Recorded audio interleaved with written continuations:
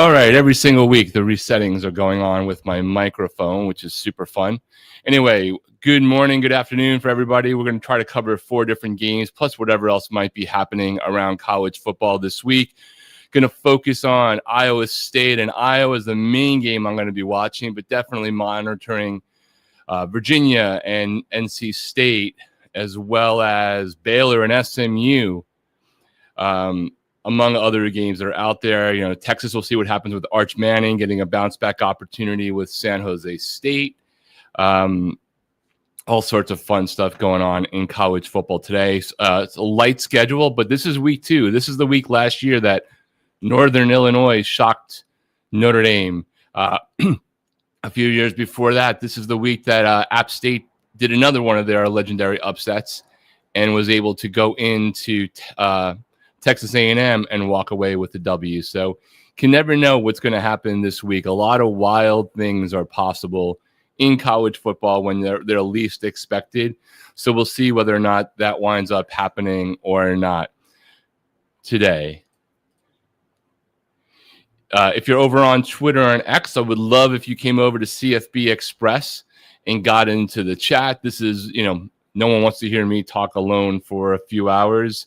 Hopefully we can get you guys into the comments, the chats, maybe even call in while we're doing the games here and watching along. Just think of it as taking up a virtual stool into the bar. So please consider coming on over to CFB Express here on YouTube, where you can get into the chat comments. Definitely interested in seeing the Cy-Hawk rivalry, Iowa heading into Iowa State. What comes of that? It's a huge game for Iowa State, I think. It's obviously the rivalry game. It's big for Iowa as well. But just for the Big 12 in general and what Iowa State might be able to do with their season if they're able to pull off this victory here. Definitely an important one. Arizona State later on for the Big 12 going into Mississippi State. Another big game for the Big 12 perception. A lot of the bigger teams that won last week are, in their cream puff week. Miami's playing Bethune-Cookman later tonight. Florida State, after that amazing victory for them, is playing, East Texas A&M. So there's a lot of those kind of games on the schedule. Duke and Illinois is another 9 a.m., 12 noon kickoff. Ranked Illinois, the Illini high up there in the top 15. Duke just getting some votes. We'll see whether that game can materialize. Duke's actually, I think, a 2.5-point dog at home. So definitely, if you're watching another game of note in this early game, definitely come over to chat and let us know about it. Tell us what you're focused on here as we get ready for these games to kick off this morning. Right now, college football Game Day are doing their picks. I'm just curious to see if they have any different type of shtick as they wrap up the show. We shall see whether or not that actually comes to pass. So if you're watching right now, just give me a minute. I need to get some stuff set up here that if I had planned to do this earlier than an hour ago, we would already be taken care of.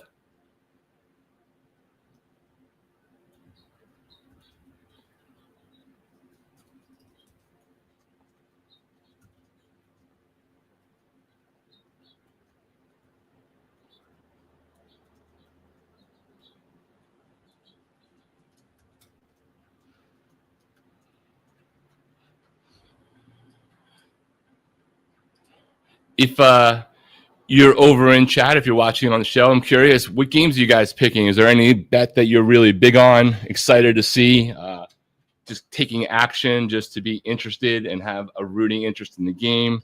I got sidetracked on that, so I'm going to do a really quick one to have some interest in these few games right now. One thing that sucks being in California, you have to use the offshore bets still. You're not able to still haven't figured out the whole online sports book world and who's going to get it.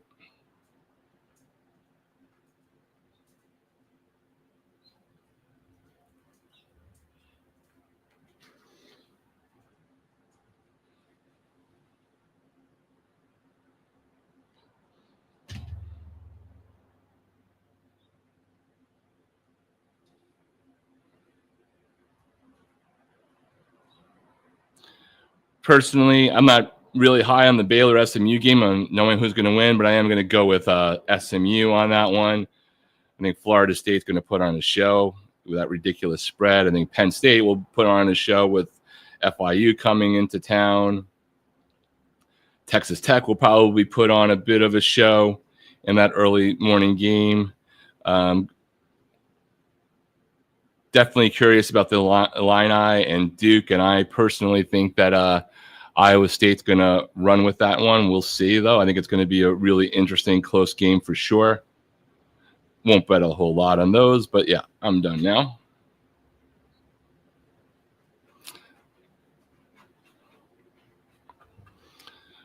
All right, so right now, College Game Day is picking the Iowa State-Iowa game. So far, we got 2 in for Iowa State, 1 up for our friends in Iowa. Make that 3 for Iowa State, with so far McAfee being the one who is going against the predictions, and Kirk's the last one to pick. We'll see there. I'm not sure what Big Noon has done. If you're over in chat, please drop those picks in and let us know.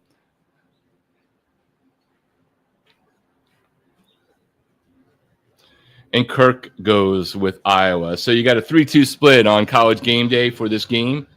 We'll see whether or not who's the more right. Corso ended his illustrious career with a perfect 6 for 6 last week, so that'll be an interesting thing to see what happens. If they ever develop a personality beyond McAfee doing the field goals, you're never going to recreate what happened with Corso and the mascots and picking the heads. But I'm sure they'll probably come up with some other segment that is trying to have some sort of virality to it beyond the field goal kicking.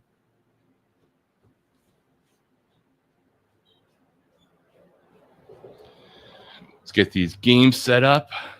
Iowa and Iowa State is on Fox. If you're not sure about that, or Stream East or whatever you might want it to be.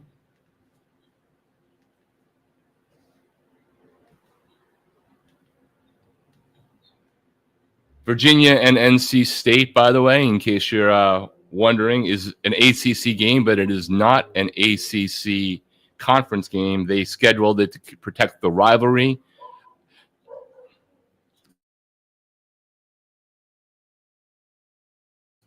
They scheduled it to protect the rivalry when it wasn't going to be assigned as a conference game this year. I think that that's something that maybe Kansas State and Iowa State should be considering soon. The big game, of course, tonight is Michigan, number 15, heading into Oklahoma, number 18. Battle of very high-profile quarterbacks. John Mateer, the transfer from Washington State, coming over, had an excellent first week against a very lightweight opponent. No disrespect, but this is the way it is. And then Bryce Underwood was capturing everybody's imagination with some of the throws, again, against not necessarily the biggest competition in New Mexico. If he were to do something similar today, I think his profile would explode against such lofty competition as another ranked team in prime time on ABC, but we will have to see. Big Noon still hasn't kicked off yet with Iowa and Iowa State, at least on my lag. Remember, if you're watching the stream, it's very possible that we will not be in sync at all because of just streaming and TV and cable providers. If you are chatting, feel free to say anything you want. Not worried about us not having me finding out a spoiler. It's helpful to keep all of your eyes on the game.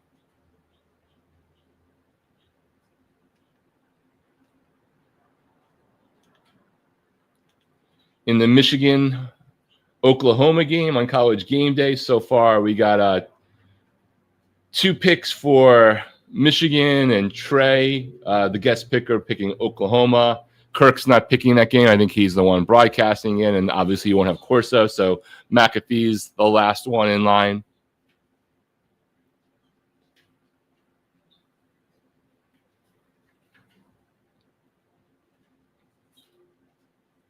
Five-year-old, 18-year-old, who might be the greatest freshman quarterback this sport has ever seen when it's all said and done. With that being said, that Jack kid made that kick over there for $300,000. Trey Young is back in his hometown getting incredible exception. Oklahoma getting his beautiful steps and jab. And whenever I look at Venables, I look at a guy who's got a quarterback and an offense coordinator who know how to play offensive football. He's going to lock down the defense. Give me Oklahoma. And McAfee goes for Oklahoma. So split on the college football game day guys who are in Norman today. 2-2 with McAfee going and rallying up the crowd. So he's obviously going to take the place of Corso, but they're not doing any shtick around it. All right, over on the main game we're watching, Iowa and Iowa State. We're getting ready for Iowa to enter the stadium there.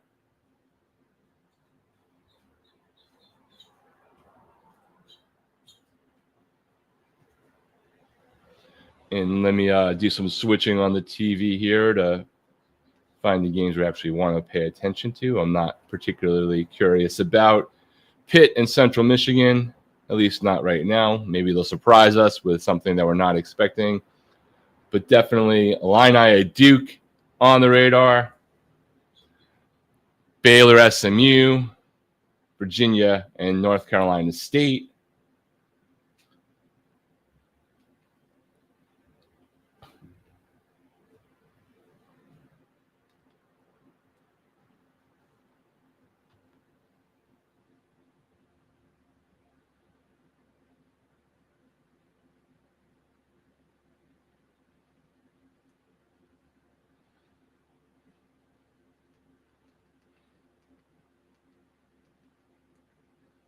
Getting the multi-view set up on this other TV.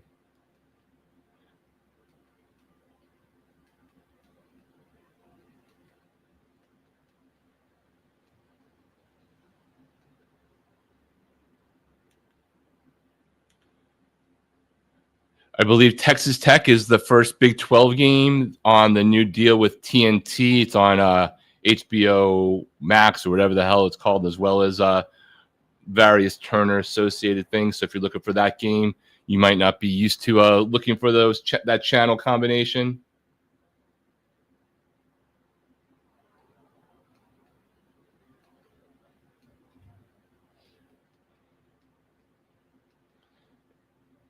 And I think I'll initially keep San Jose State at Texas on just to see how Arch Manning responds to a week of everybody thinking he went from being the golden child to nothing.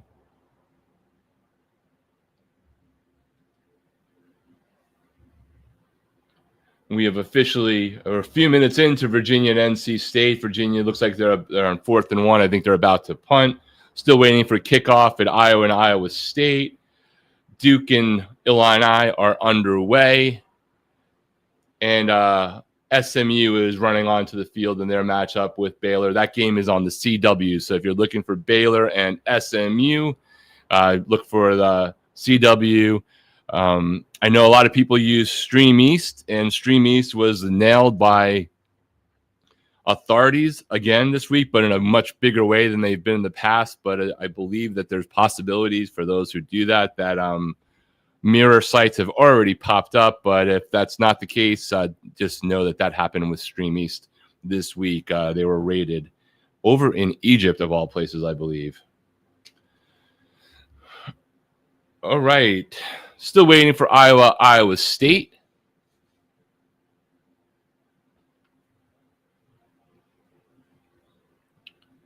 You know, this is that week.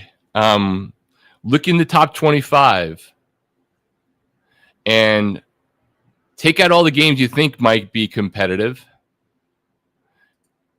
and look at the ones you're not expecting whatsoever to be. That's usually where an upset in week 2 or these so-called slow weeks where we only have one top 25 versus top 25 matchup, that's where these games usually come from. So take a look.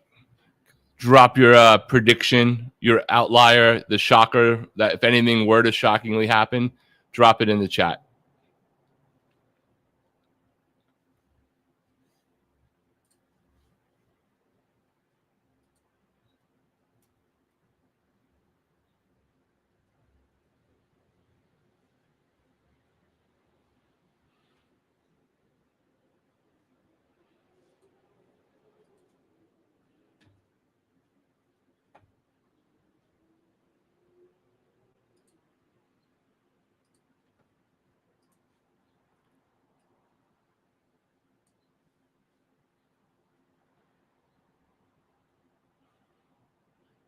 All right, looks like we're finally about to get underway here in Ames, Iowa. Gorgeous day, 60 degrees, sold out. Iowa State fans definitely pumped up for this game. Chance for them to make a statement against an in-state rival for sure.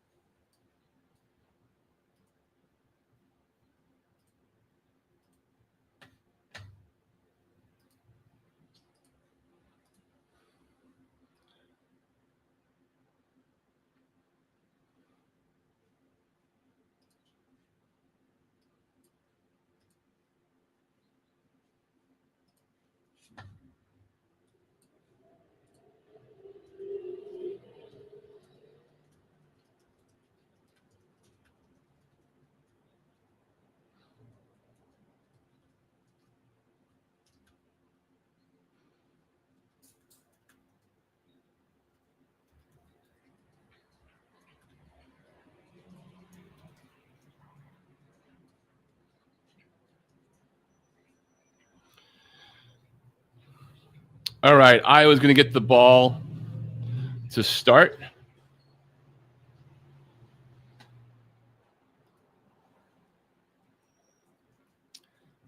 Clint Moses in the chat. I didn't get to see this. I'll have to look up. SMU scores on the first play, a freak play. Let me see in the replay right now. Jennings drops back to pass. Completely tipped, bobbled, escapes the deep coverage, runs to the far goal line. Touchdown in the first play. SMU catches the tip ball, boggles it, and is off to the races. 7-0 already on Baylor, 12 seconds into the game, or 6-0 pending the extra point. Virginia has scored on NC State, 7-0 with 10 minutes to go in the quarter there.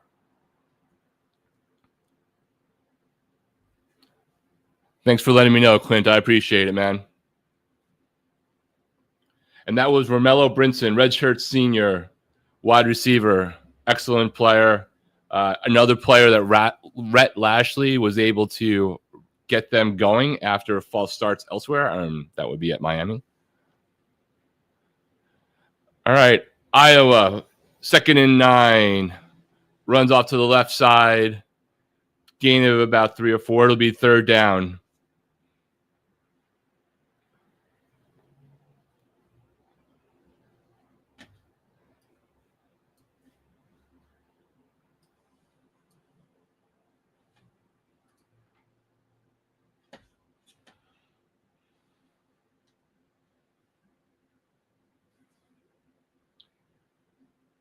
Texas and San Jose State underway, 3 minutes in. No score there. SMU is on the CW. SMU and Baylor is on your local CW affiliate. So if you have any cable outlet, pretty much any YouTube TV, Hulu, things like that, you likely have a CW outlet in your market, or else you're going to have to stream it vicariously or just get the updates from Yahoos like me. But it is available on free TV and on if you have a paid subscription for anywhere.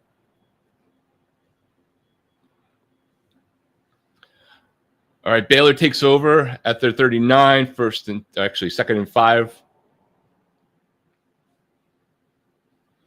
And Iowa shut down on their first drive, punting with 12:46 to go. Not a terribly great kick. Iowa State's going to take the ball over on their own 45, 46-yard line. They're going to have great field position to start the game. Rocco Becht is, having an excellent early season. Even last week against lighter competition, he still had an impressive game, even considering the opponent, as they went on to win. I believe that's final score was 55-7. So it's 1st and 10 from the Iowa State 45-yard line.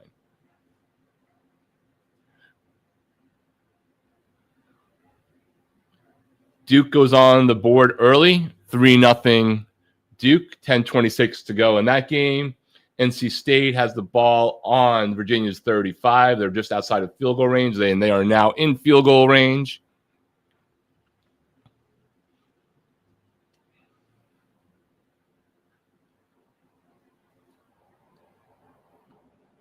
Baylor goes for it on 4th and 3. Well overthrown, but there's a flag on the play. We're going to have either defensive holding or defensive pass interference there. 1st and 10 for Iowa State. Beck's back to pass into the flats, I believe to their tight end, gain of 4 or 5.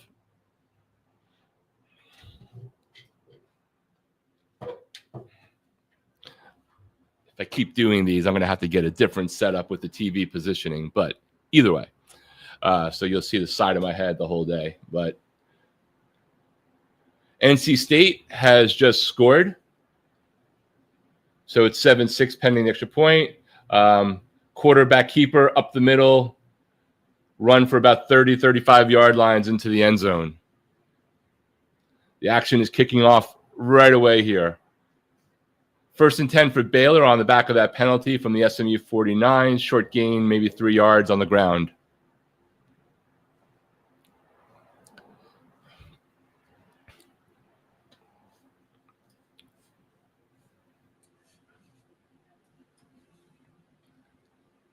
Third and 2 for Iowa State. And they convert the 1st and 10.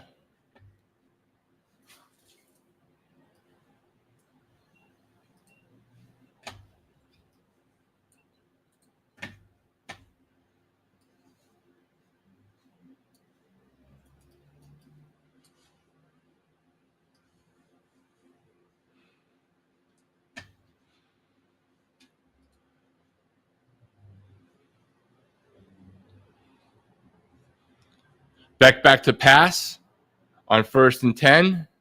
Incomplete.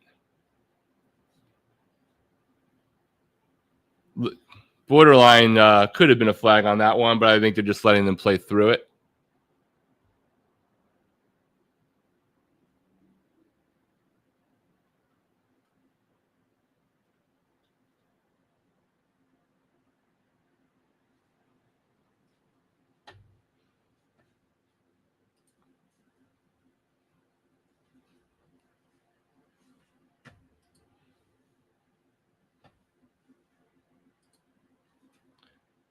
Becked out to pass again. He's going to keep the ball. He's going to scramble and dive.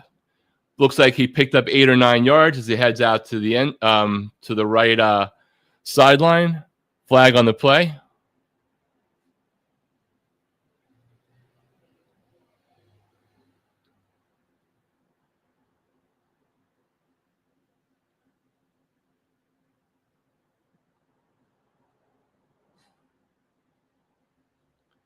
There's playing some replays of the first few passes from Arch Manning that I didn't catch earlier in the game. Definitely overthrew one, almost was intercepted in another. So a shaky start from at least those 2 plays from Arch.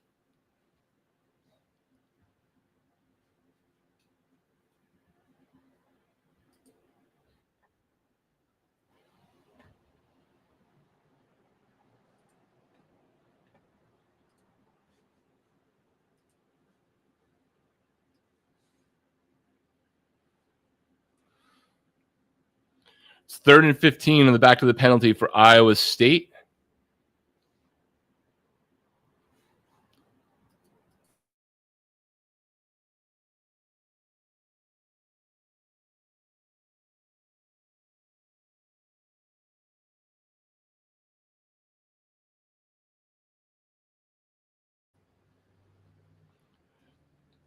Becked in the shotgun as usual.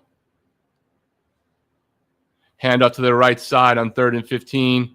Gain of about 10. It'll be 4th and 5. I'm assuming they'll kick a field goal, but we will wait and see.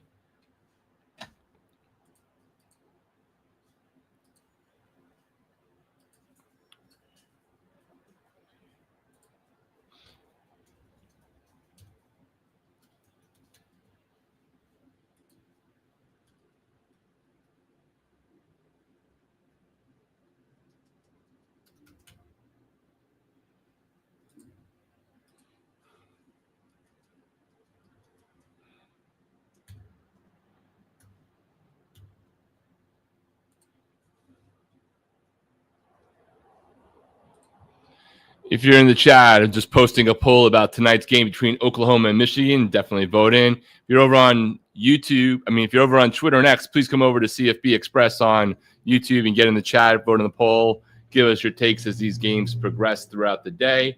The main games I'm watching right now, NC State and Virginia is 7-7. Duke's up 3-0. Illini second, well, now 3rd and 13.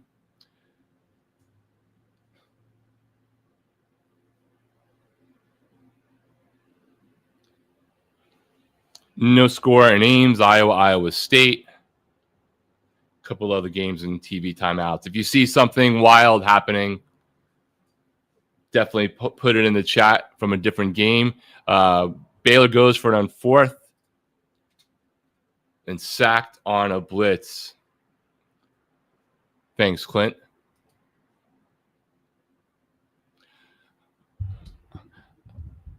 I said it the other day, and it's not even hating because I really love Baylor's quarterback. I think he's going to be a good pro.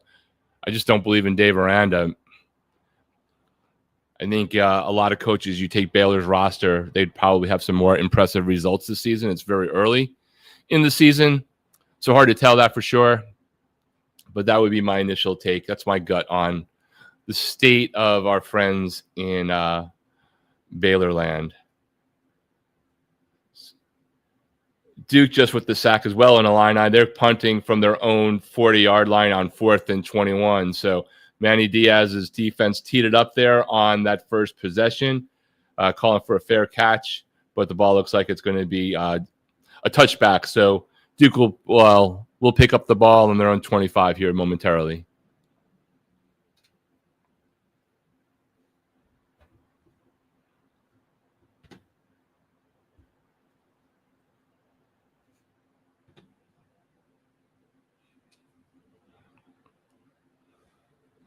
We have about 100 people watching over on X on our 2 channels, Rock and Rant and CFB Express.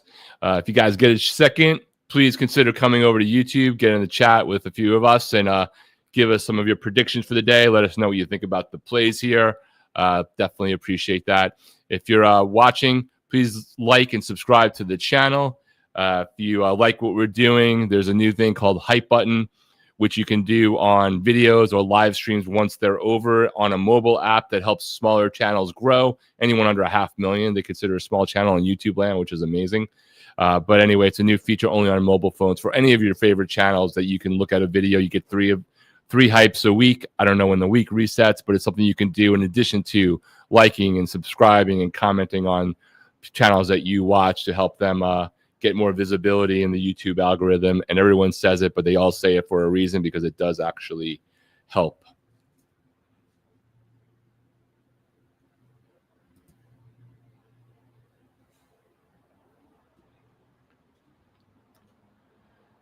It'll be 3rd and 2 for Duke. SMU is going to convert for another first down, or they'll be inches shy.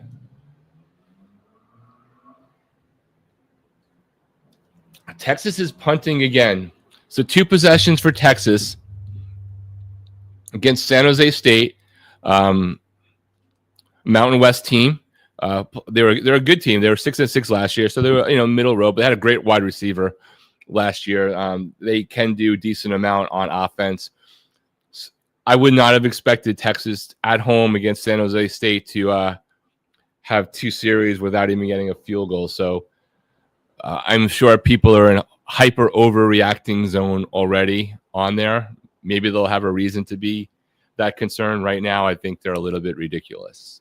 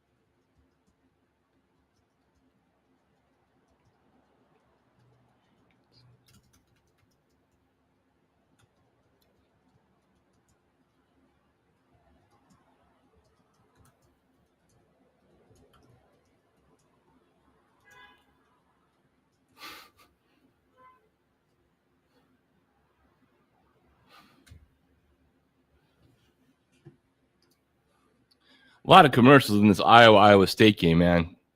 Feels like nothing's going on.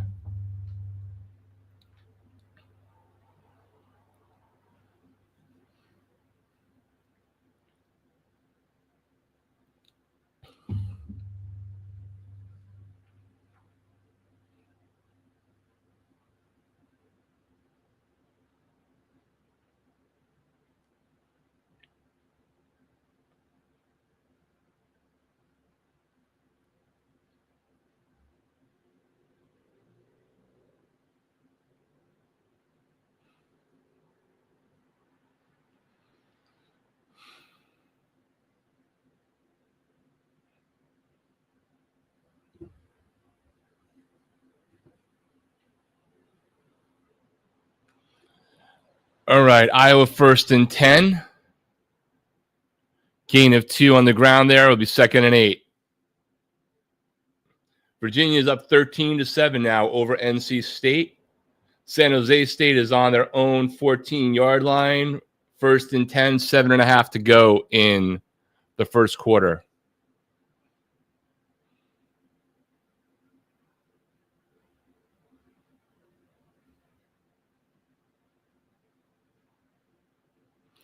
Handoff up the middle again. No gain, maybe even a loss. I think they'll give them forward progress. Iowa State showing that defense is continuing to play well, and Iowa is showing that they still, so far, have no offense to excite anybody.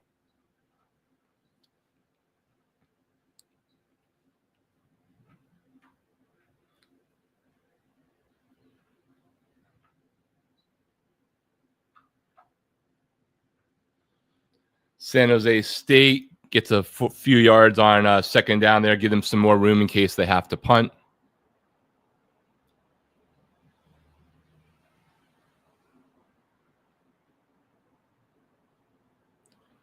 Pass down the right side. Iowa State blocks it. It'll be 4th and 8 again for Iowa. 7:21 to go. They should be punting.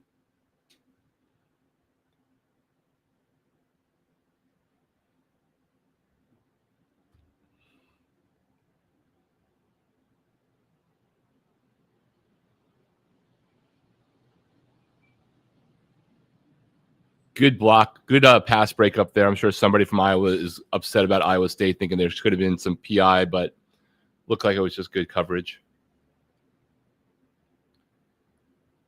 There was a penalty for San Jose State in the previous one, so they went from 2nd and 15 on the back of that completion to now 3rd and 15, deep in their own territory.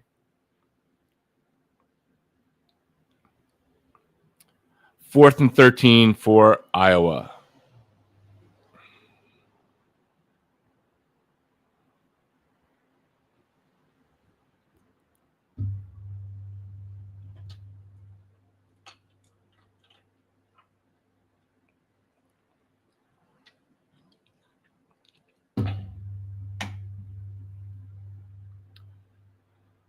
Iowa punt. It looks like they will down it on Iowa State's 24-yard line.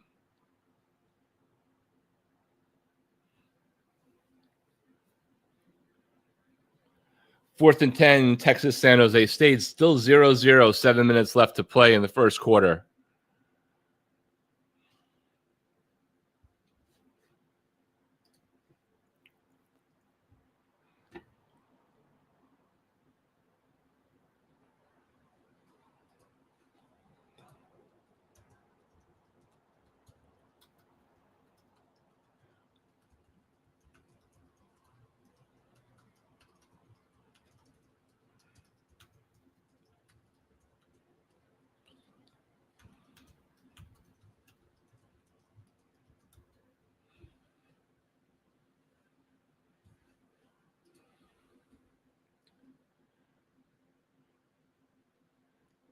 We might have a turnover in the Illinois-Duke game. Looks like it was a pass completion, strong hit.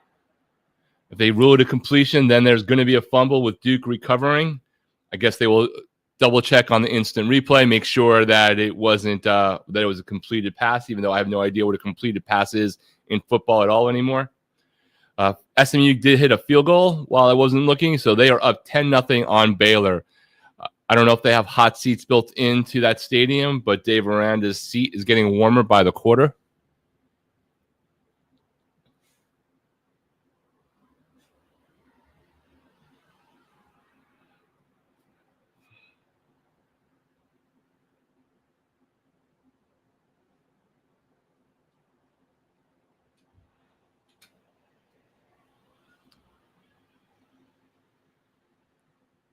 Looks like he had possession to me, but we'll see. It's hard when they do it in slow-mo over here on the Duke Illini game.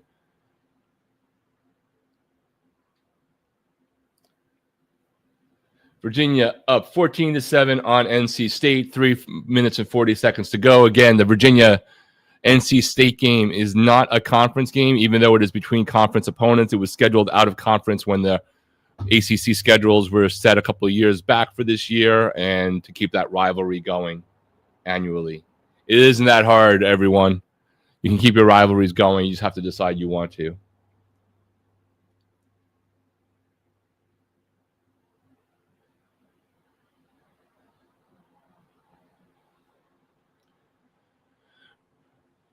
While I wasn't paying attention, something happened in San Jose State and Texas that they went from a 3rd and 15 to getting a first down. So now it's 1st and 10 for San Jose State at their own 40. So they're moving the ball up.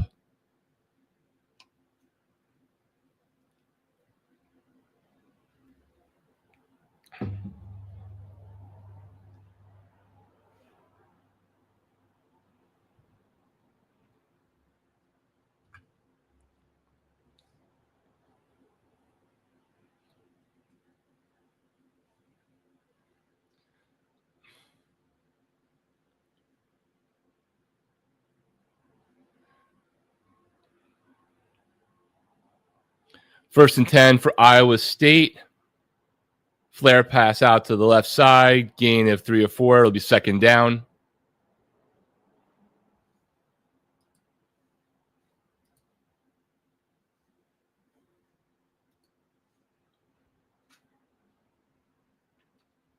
Second and 4. Beck handoff up the middle. Makes a dart to the right. First down and more. It'll be a gain of about 10. 1st and 10 for Iowa State. Good pivot there from the running back. Looked like they were trying to go up the middle, but made a shift over to the right when there wasn't a hole there. He has blockers leading the way, follows his blockers, picks up not just the first down, but an additional 7 yards on that one.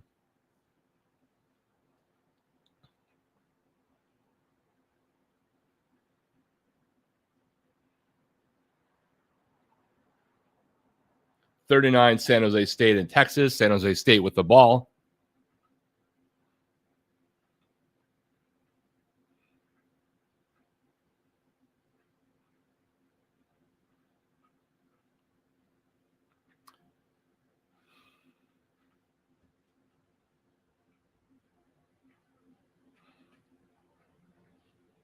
Second down, Iowa State with the ball. Up 3-0, 5.5, almost 6 minutes to go in the first quarter.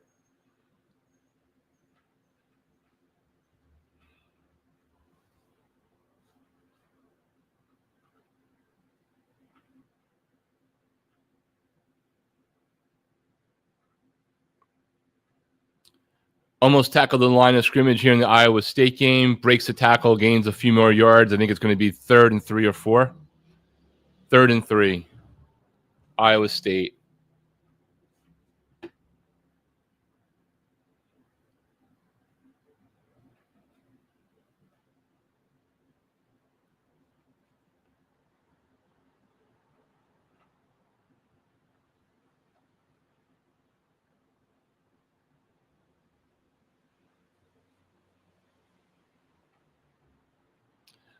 Iowa defense stiffens. Tackle for a loss on 3rd down. It'll be 4th and 2 for Iowa State.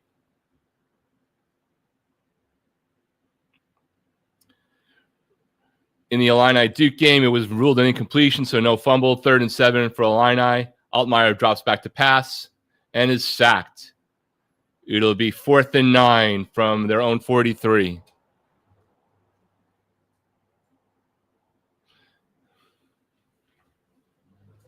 Duke's defense is really solid so far early in this game.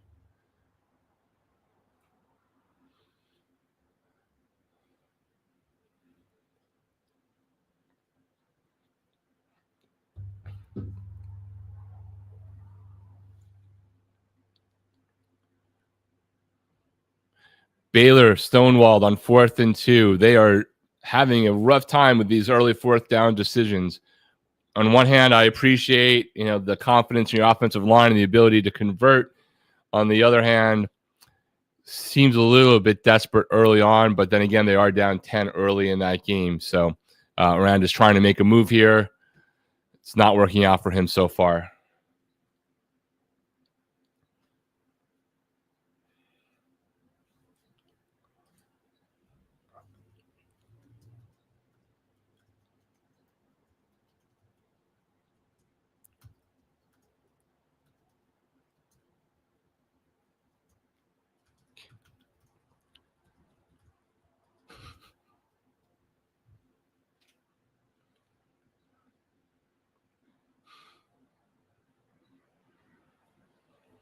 In commercial and the Iowa State game. Muff punt by Duke. Recovered by the Illini. They're going to have excellent field position in that game.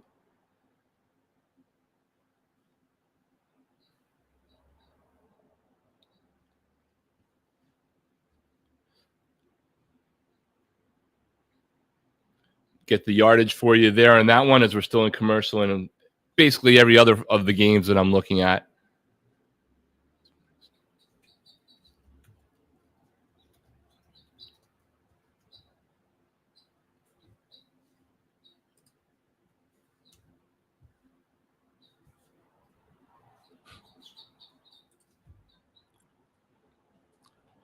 Illini takes over in the Duke 18. First down, run to the left side, maybe got back to the line of scrimmage.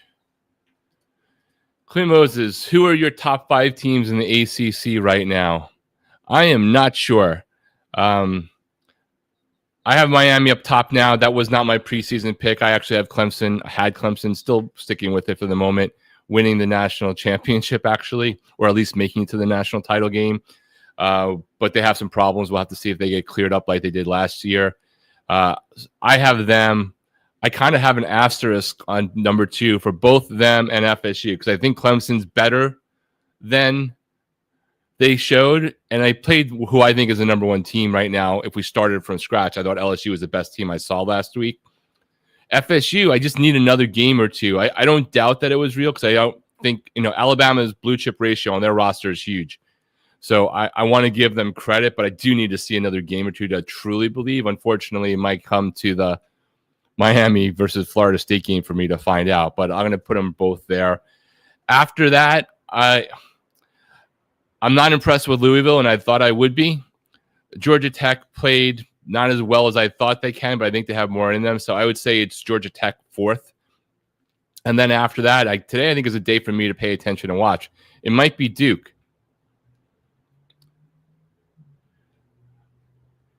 Rocco Beck back to pass on first down the left sideline. Gain of at least 20. Let me get the exact one. They were coming from the Iowa 49. So gain of 30 plus yards to the wide receiver going down the left hash.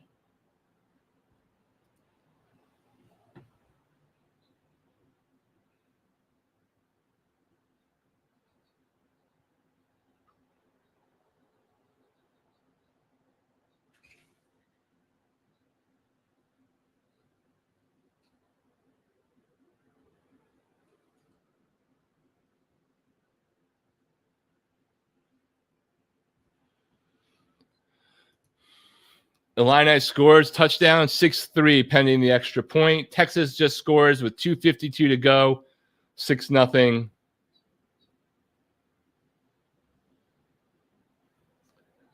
I believe it was an Arch Manning touchdown, but let me look and see. I see the congratulations, but he is the quarterback.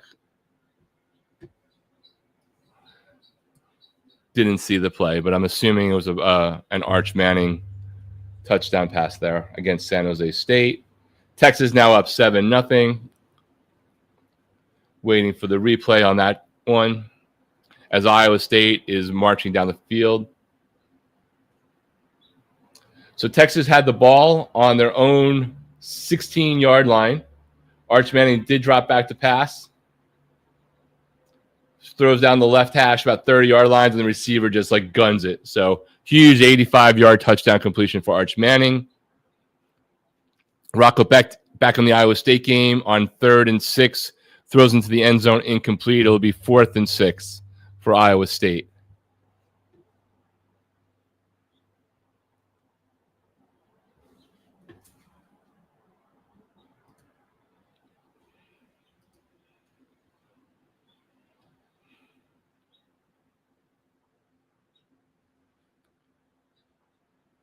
And Illini touchdown taken off the board. Again, the problems of seeing these, so I didn't see what happened. It's 2nd and goal for Illinois.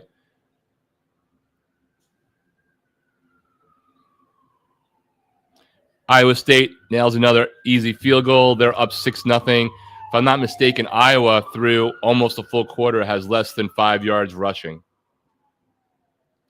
2nd and goal from the 1-yard line. Late substitution for Duke. Is the Illini line up? Man in motion. Handoff into the end zone. 6-3. Fighting the Illini over Duke. 1:51 to go.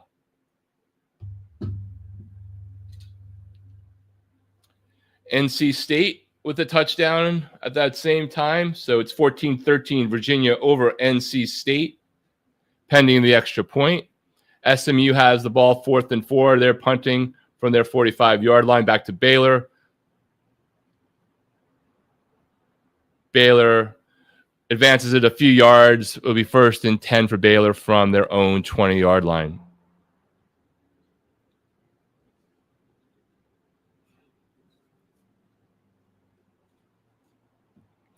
If you're watching on Twitter, X, whatever, would love if you come over to the YouTube channel. But at a minimum, do me a favor and retweet this stream. If you're going to stay there, let's get some more people over on Twitter and X to join us.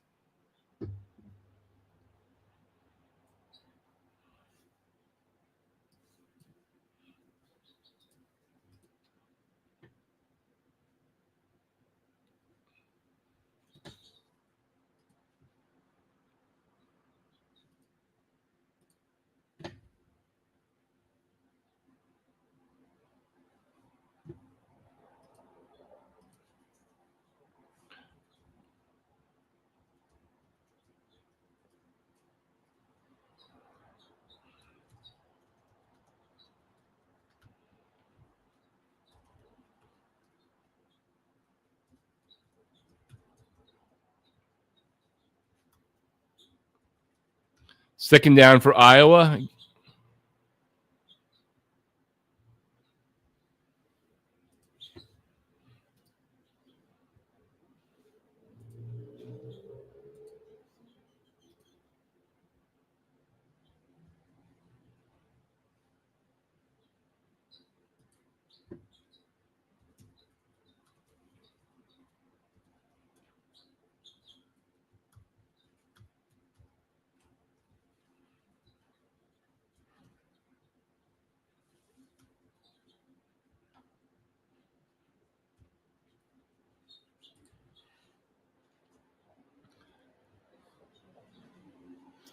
(14-14) Virginia takes over after NC State converts the extra point.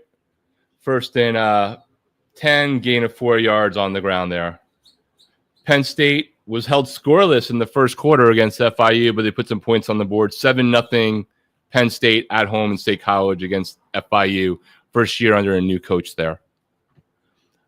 Iowa back to pass, completed out to the right sideline, gets the first down there, converting on 3rd and 4. Gronkowski. FSU is doing what they're supposed to do, 21-0 in the first quarter against East Texas A&M. Let's get some supporting stuff up on screen here.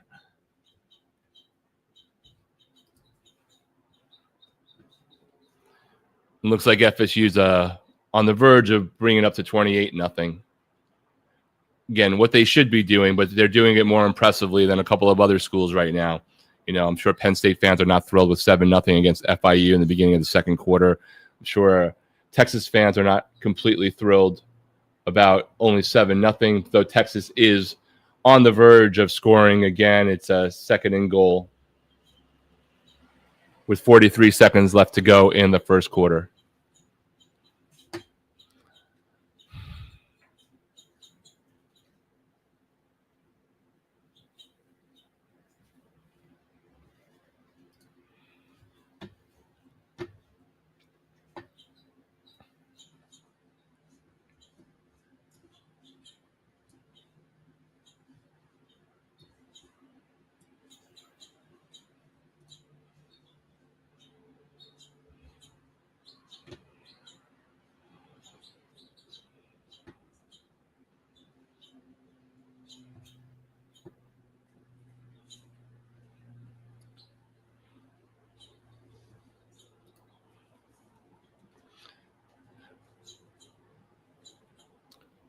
Third and 16 for Iowa at their own 30-yard line. 45 seconds left in the first quarter.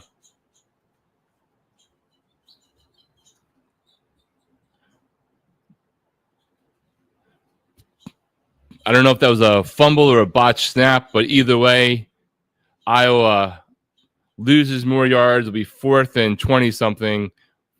They will definitely be punting.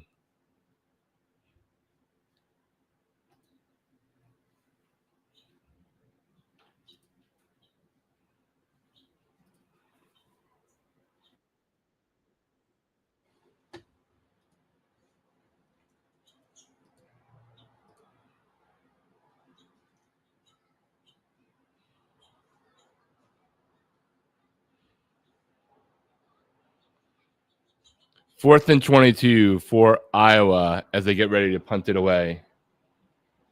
Texas goes in. It'll be 14-0. It is 14-0 as they've completed the extra point. Baylor and SMU now in the second quarter. SMU continues to hold their 10-0 lead. That spread was 3 points.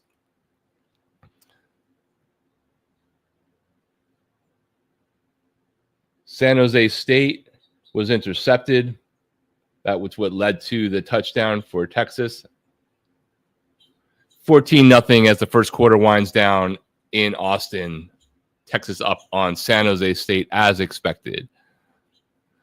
Iowa back to kick. Iowa State looks like there was Iowa interference on the attempt to catch the ball on the punt. So we'll see what happens there.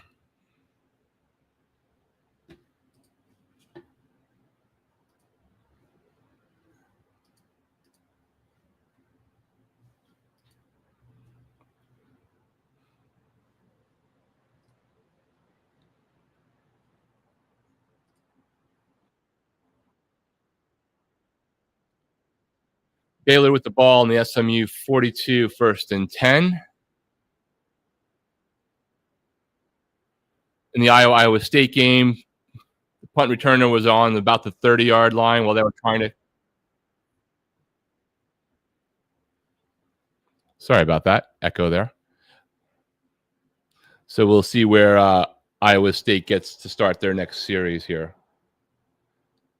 And Texas San Jose State is officially at the end of the first quarter.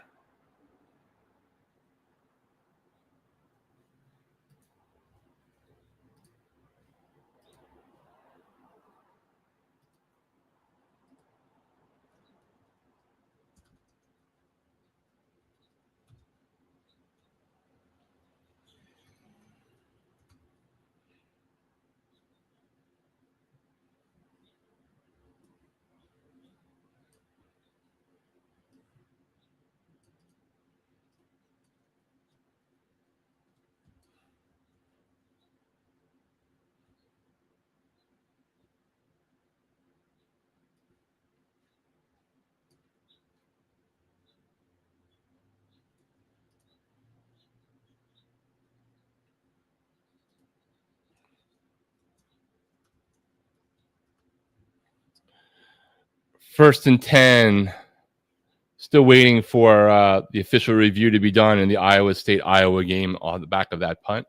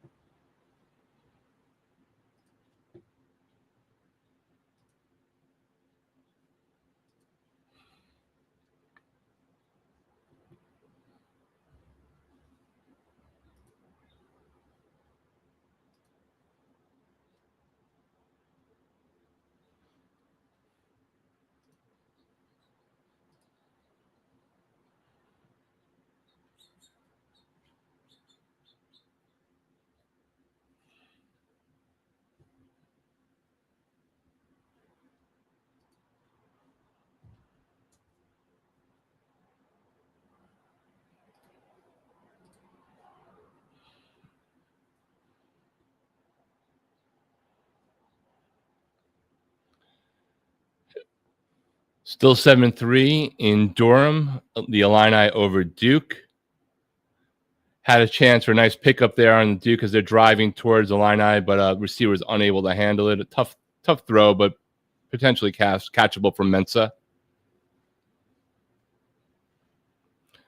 This official review in the Iowa State game is taking forever. Every other game is well into the second quarter. They started a little bit later, but the gameplay is slower just generally because there's been a lot of timeouts and official reviews.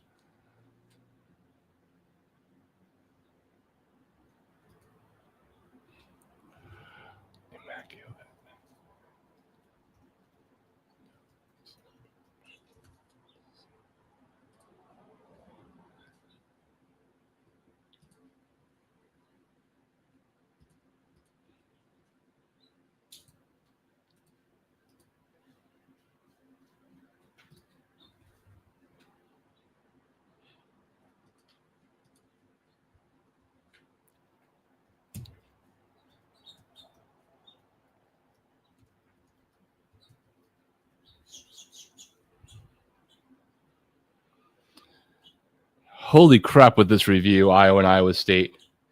Baylor scores, cutting the lead down to 10-6 with 12-12 left in the second quarter.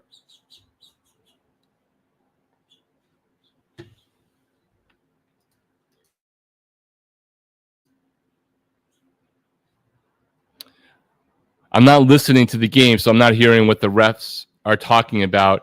It looked like the Iowa player was in Iowa State's way, but the ball hit the Iowa player first from the back. Either way,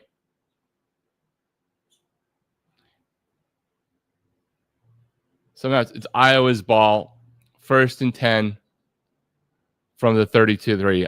Someone who was watching the game and heard the explanation is going to have to let me know what just happened because I'm confused. Iowa quarterback scrambled to the left, gain of about 12 around the left side as we finally come to the end of the first quarter. Definitely, if you're watching the Iowa State game, please come over to chat and let me know what the hell the officials were saying because I'm still confused. It looked like an interference with the attempt to catch the ball, hitting Iowa player, but obviously something happened that turned it into a muff and an opportunity for Iowa to get the ball. So they must have said it wasn't. I don't even know what happened. So let me know because I'm baffled. Virginia completes for a nice gain, 20-25 yards there on a pass, but there is a flag.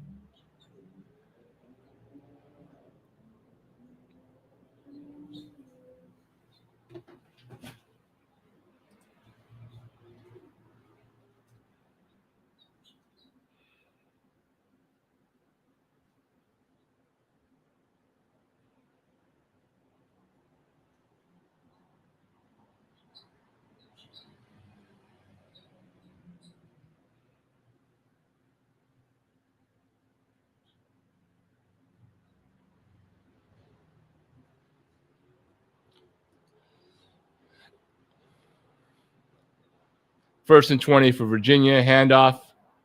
Gain of about 8 on that. So it'll be 2nd and 12-ish, give or take, as that game continues. 9:46 left in the second quarter.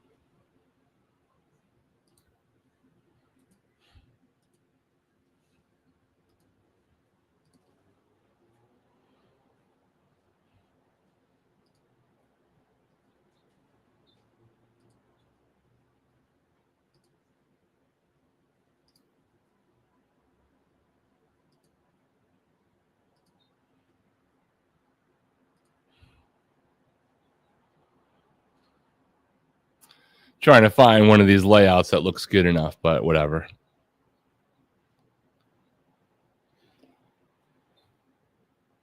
Back in Texas game, 1st and 10 for Texas. They're on the San Jose State 36-yard line, just a few seconds into the second quarter there.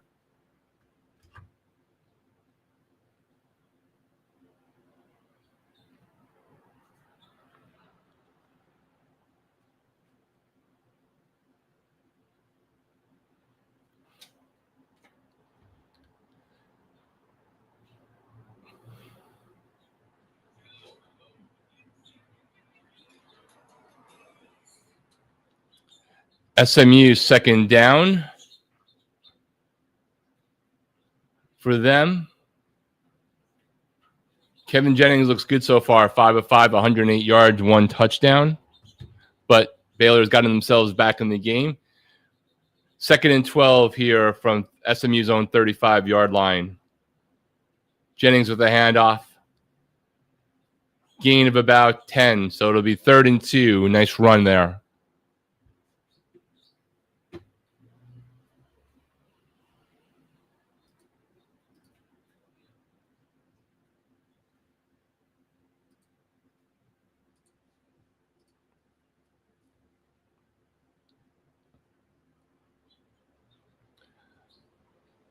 Arch Manning down the left side.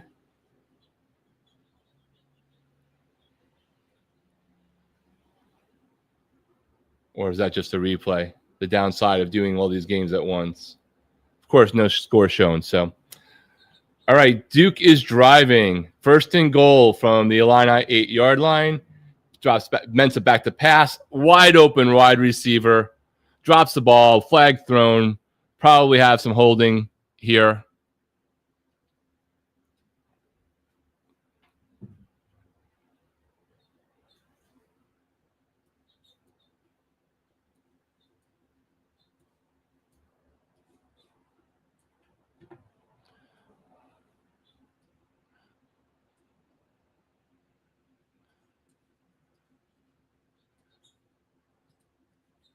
If you're Tempest is out in the chat here, watching the Florida State guys blow out East Texas, North Texas, South A&M Agricultural Technical School.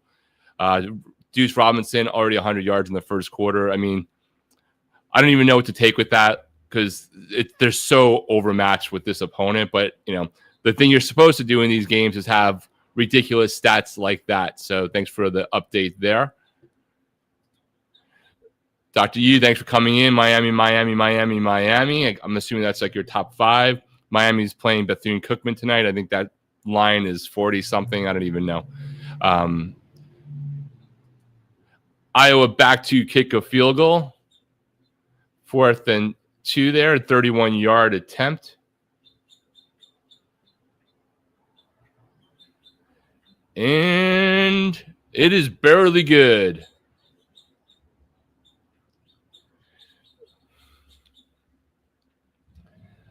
Second and goal for Duke, but they lost yardage on that. I don't know if they got a penalty. I wasn't looking. I thought there might have been a penalty on Illini, but either way, it's second and goal for Duke from looks like the 17, 18, 19-yard line from the angle I just saw.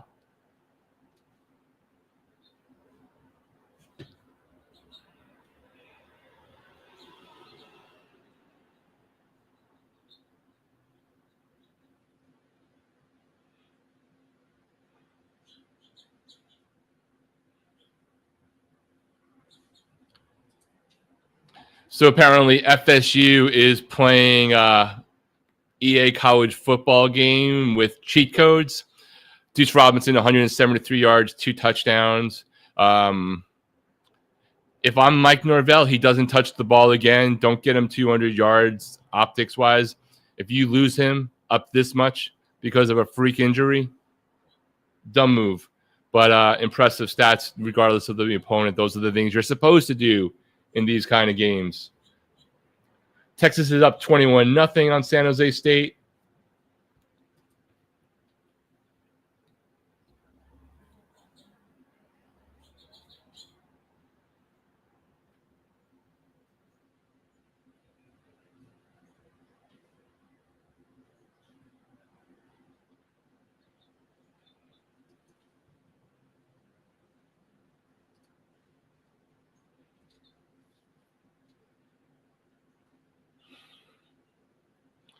Third and goal for Duke. Down 7-3 currently, 11 minutes to go. Trying to punch it in from their own 18-yard line. Wide open receiver. Out of bounds. Led him too far into the out of bounds zone. The receiver couldn't get his feet down. On the flip side, SMU 1st and 10 looks like a long completion from Jennings as they are driving.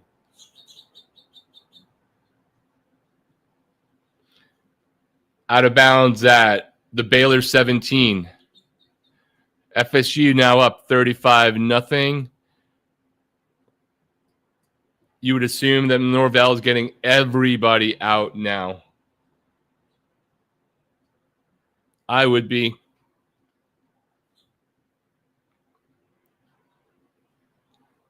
If Castellanos or any of their key starters are in again, I don't know if they're in. Tempest, let me know, but they should not see another play. Kickoff. Iowa State receives the ball, and they will take over. SMU, Jennings around the right side.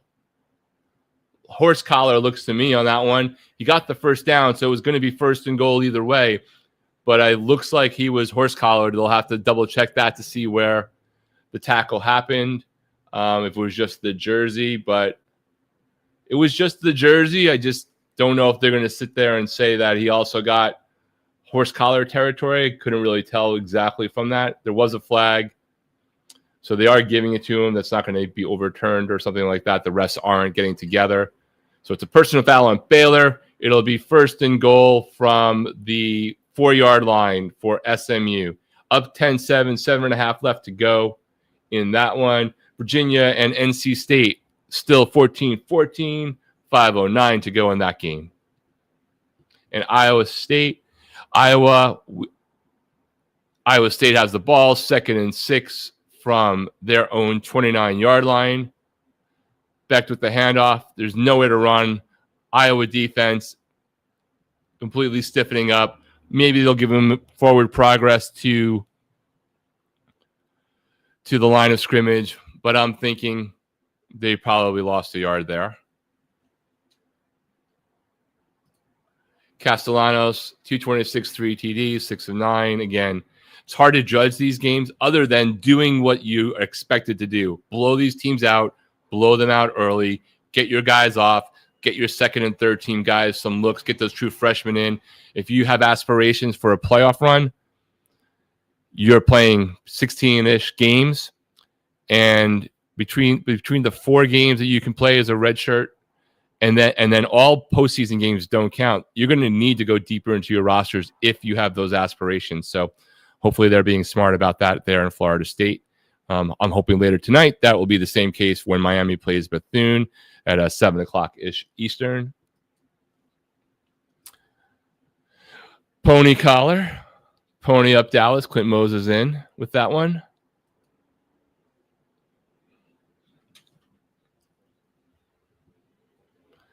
Again, if you're over on Twitter and X, please check the link.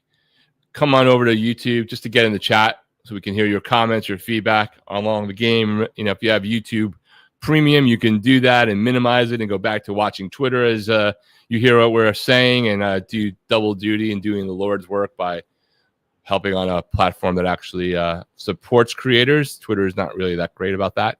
But I'm glad you're watching either way. Hopefully you like what you do. Check out, at least follow our social media handles if you're finding either my handle or our channel CFB Express on Twitter. Please at least hit the like button, comment there on the game one way or the other so we can check them out later. Greatly appreciate you hanging out with us.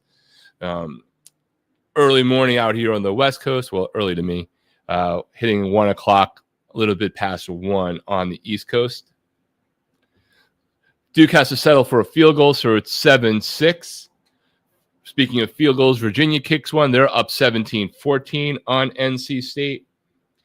And Texas is driving right now. Handoff up the middle for another touchdown.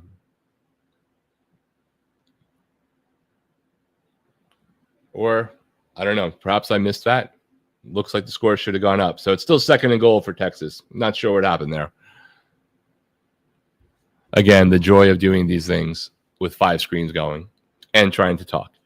I'm learning. That's what I'm doing. I don't really mind learning it here.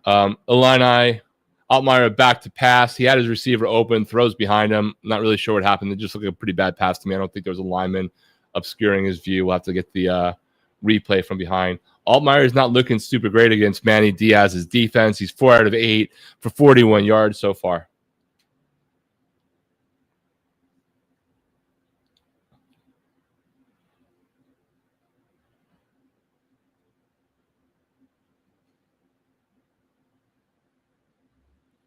Altmaier, play is blown dead.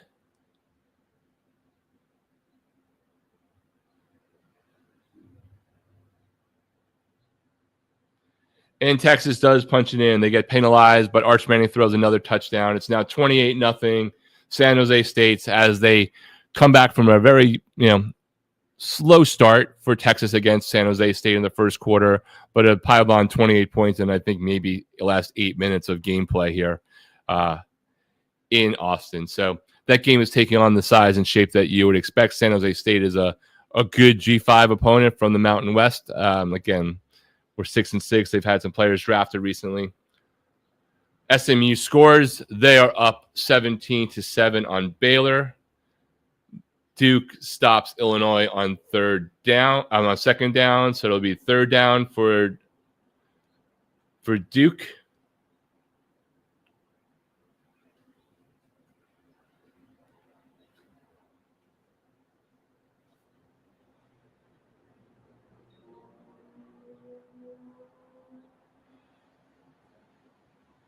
Baylor gets the ball 1st and 10 from their own 25 after the touchback. Sawyer Robinson throws a pass. Number 6 wide open, gets about 10 more yards after the catch. Pass was right over the middle. Excellent play there. Illini on 3rd and 21 pick up the 1st down. 3rd and 21 for Illini. Manny Diaz's defense is not able to hold and turn the ball over. 1st down, Altmaier pass out to the flats to the wide receiver. Great block from the tight end inside. Lineman downfield, hustle play on the part of Illinois, and turns a 3rd and 21 into a 1st and 10.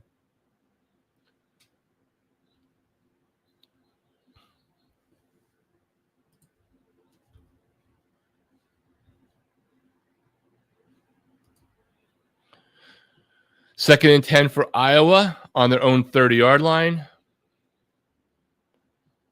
Pass for about 4-yard gain out to the right hash.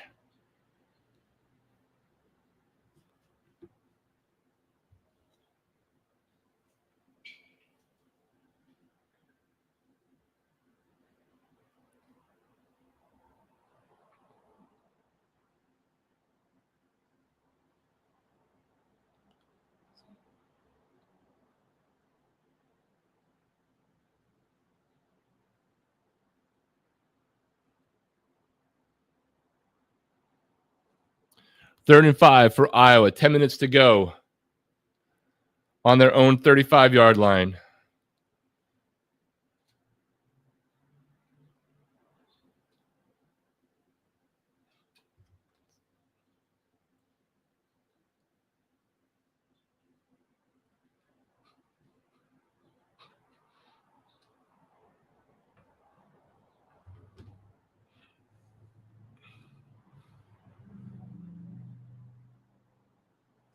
All right, this is a surprising score. Let's switch the view up here.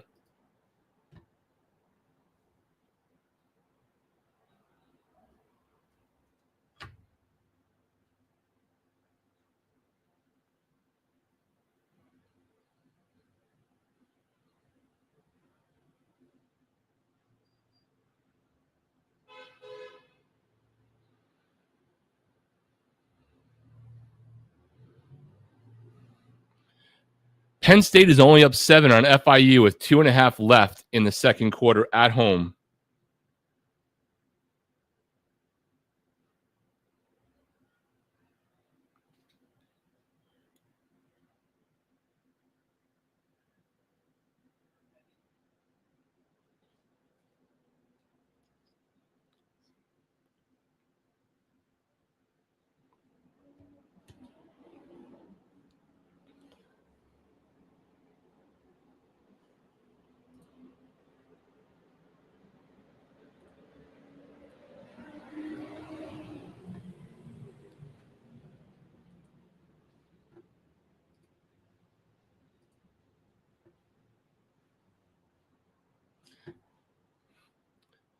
FIU only down 7. I want to say the spread here is in the high 30s, if not more.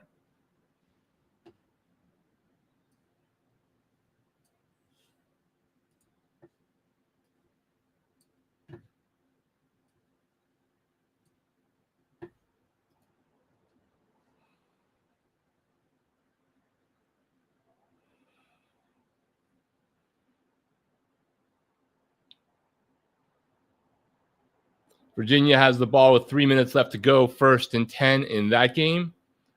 Baylor's 1st and 10 on the SMU 46, up down 17-7. Virginia is on the NC State 28-yard line, 1st and 10, 3 left.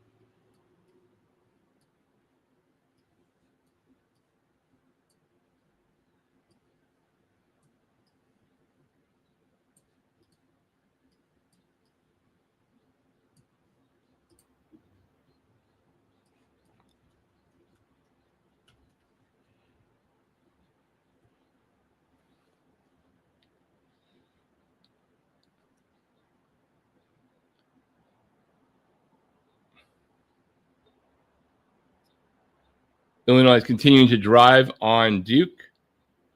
1st and 10 from the Duke 48-yard line. No gain on that. Actually, it looks like a loss.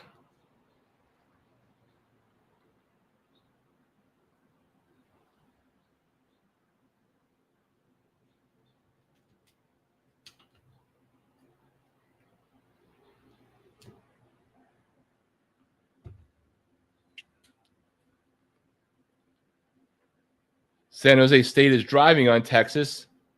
1st and goal from the Texas 4. And Baylor just scores. Extra point away from coming within 3 points. I believe SMU is a 3-point, 2.5-point favorite on that one, depending upon when you got it, if you got it.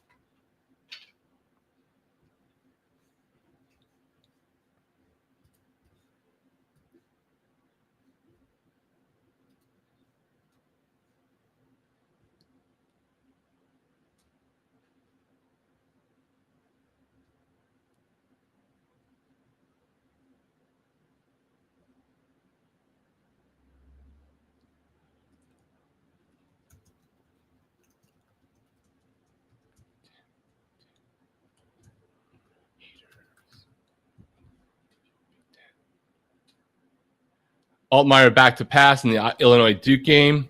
Completes, looks like a yard shy on 3rd and 13.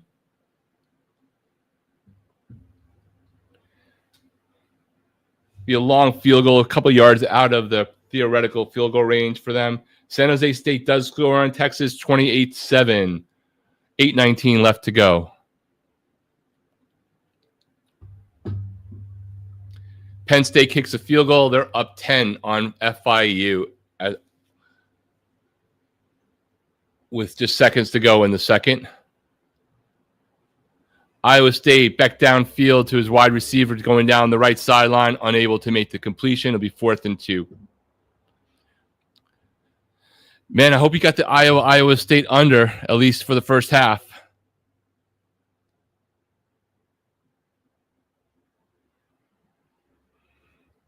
There was some pressure on Becht on that one.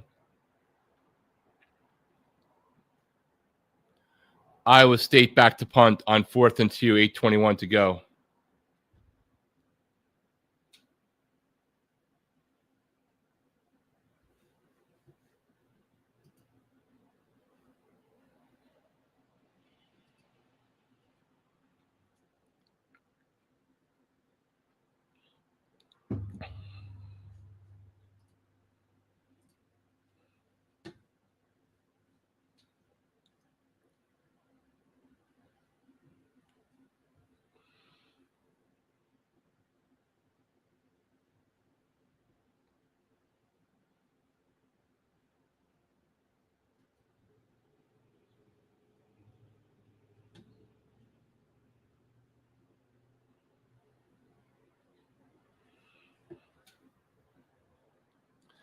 SMU with the touchdown. Right after Baylor comes back, takes about to take a 10-point lead again with 4:49. Illinois goes for it on 4th and 1 and looks like they got it.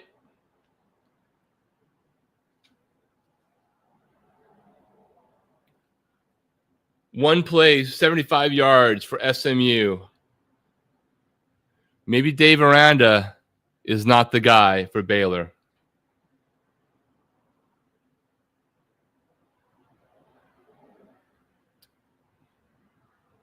SMU back up 24-14. Jennings threw a pass on the run to the right sideline. This receiver completely busted the coverage, a good couple of lengths behind the Baylor coverage there. Massive touchdown, 72-yard touchdown from Jennings.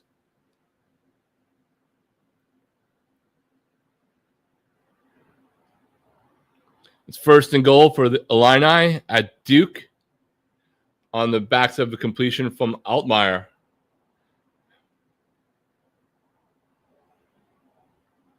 It'd be 1st and goal from the 5 there.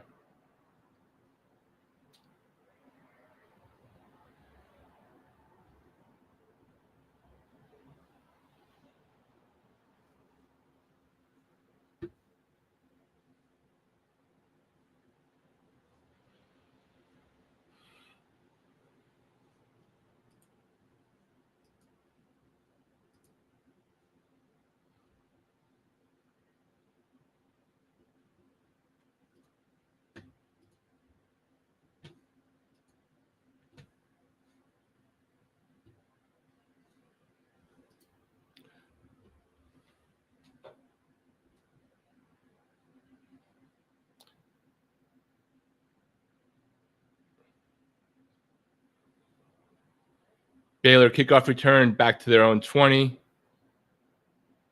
Holding call in the Illini game.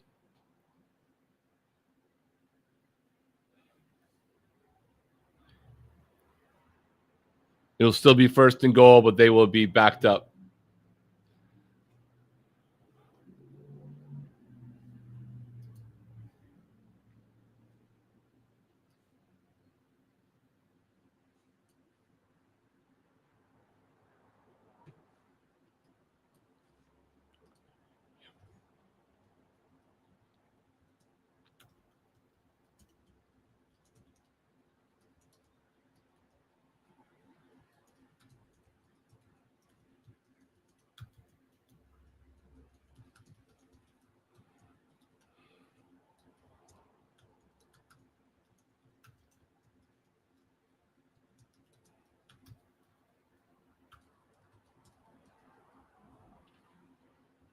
Second and goal for Illini and Duke.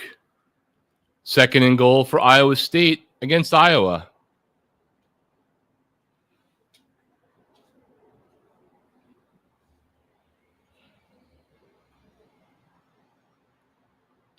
Altmaier back to pass. Throws to his wide receiver on the left-hand side. Minimal gain. Third and goal from the 9-yard line. Iowa State. Second and goal from their the Iowa 5. Man in motion.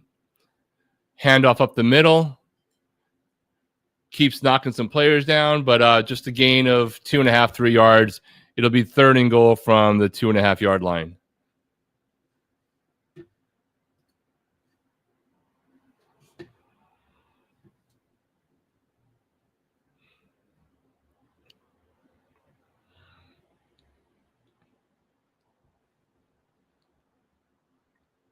Altmaier back to pass.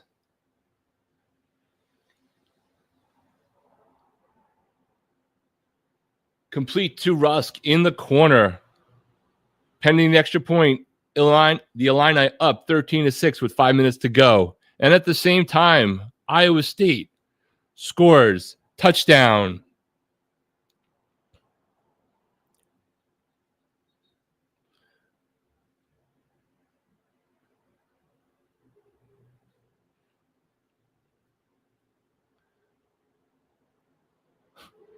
Pass inside the hash in the end zone. There's tight end, I believe.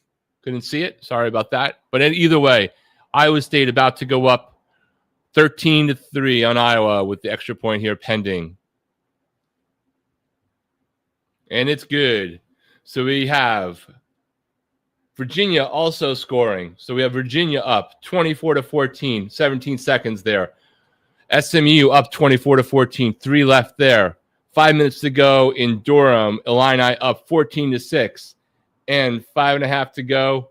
Texas 3rd and 19, up 28-7, and Iowa State taking a 10-point lead in Ames against Iowa in the Cyhawk rivalry.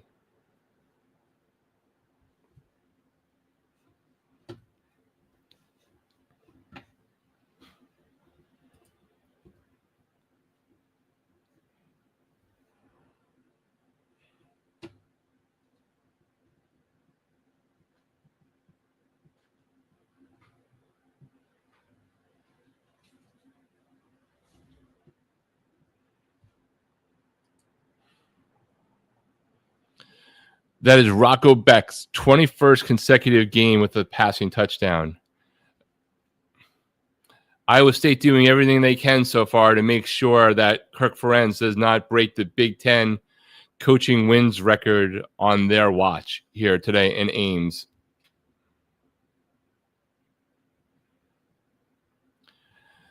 All we heard all offseason was that Iowa got themselves an offense, a really high-profile quarterback transfer from the FCS, and so far, meet the new boss, same as the old boss.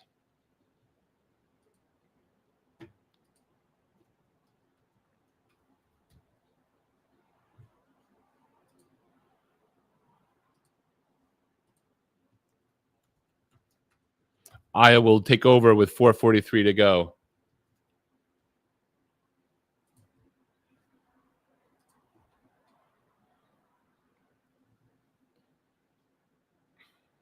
Duke, 1st and 10, 4:50 left to go. Big completion, big run. Duke is threatening to score already. 1st and 10 from the Illini 13-yard line. Jennings with the handoff. No gain.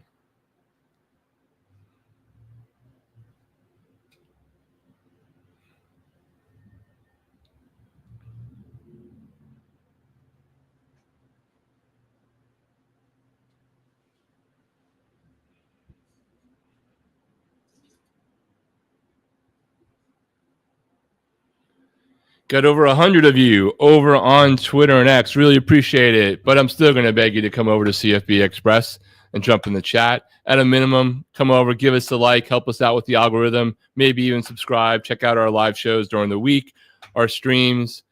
We'd greatly appreciate it. And it's rumored that if you do that, your team covers today.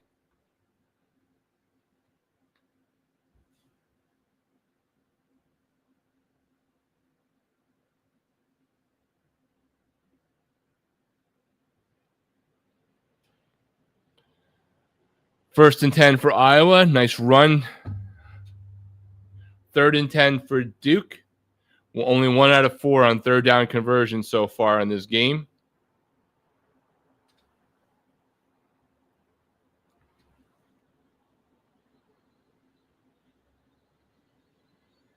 They are in field goal range if they're not able to complete. Jennings about to take off. Hit from behind. Wasn't paying attention to his blind side. Fumbles the ball. Unless it's ruled an incomplete, but I doubt it. Looks like a fumble. Not Jennings. I'm sorry. Mensah. Mensah fumbles the ball. Illini recover. 2nd turnover on the day for Duke. Illini will take over on roughly their own 20-yard line. Plenty of time to go in and score.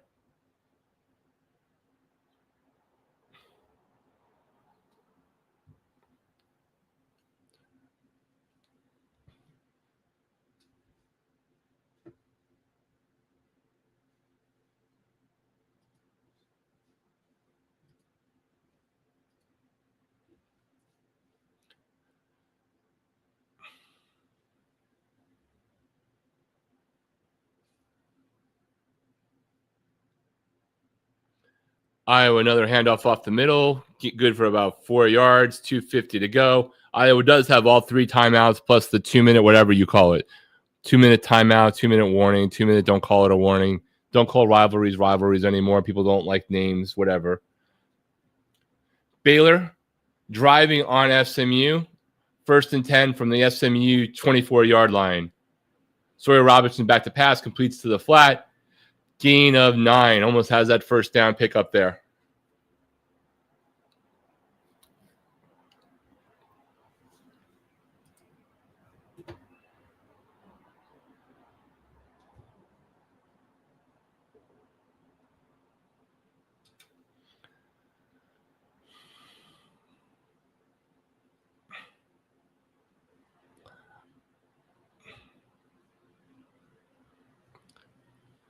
Personal foul,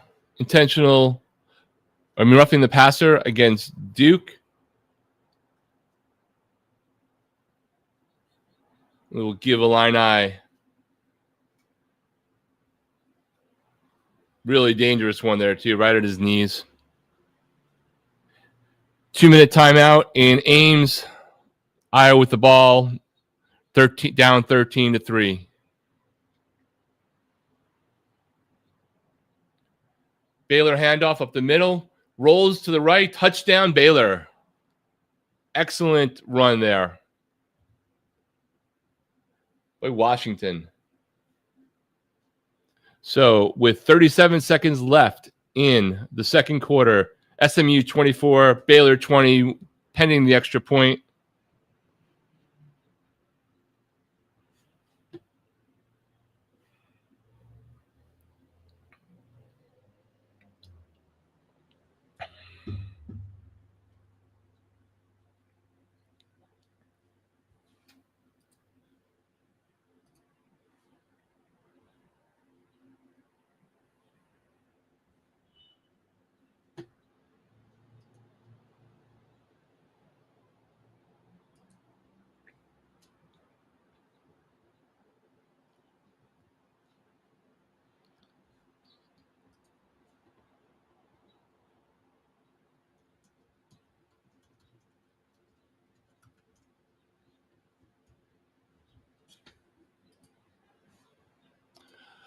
What's up, Flo? Flo, man. Baylor SMU game's interesting. Virginia, North Carolina State kind of going, I think, the way we thought. Maybe General was right about Virginia. Duke is handing the game away. Mentz is not looking particularly great. Illini with the ball on second down, 2.5 to go. Iowa State doing Iowa State things to there is no such thing as an offense, apparently, in Iowa.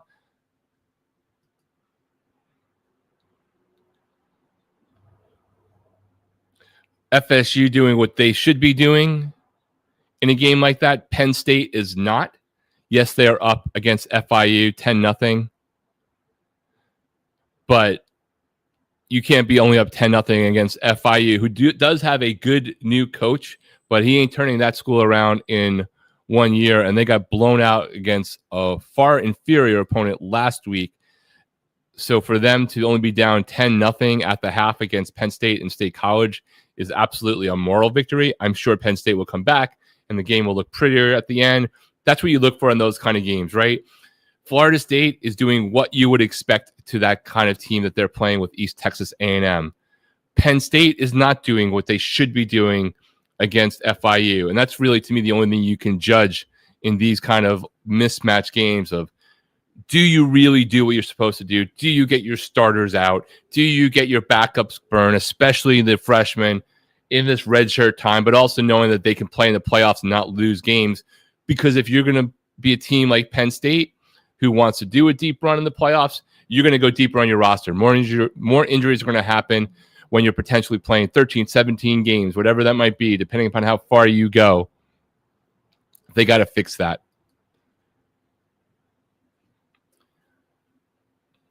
Over an Iowa State game, looking for a read here on whether Iowa was able to get the first down.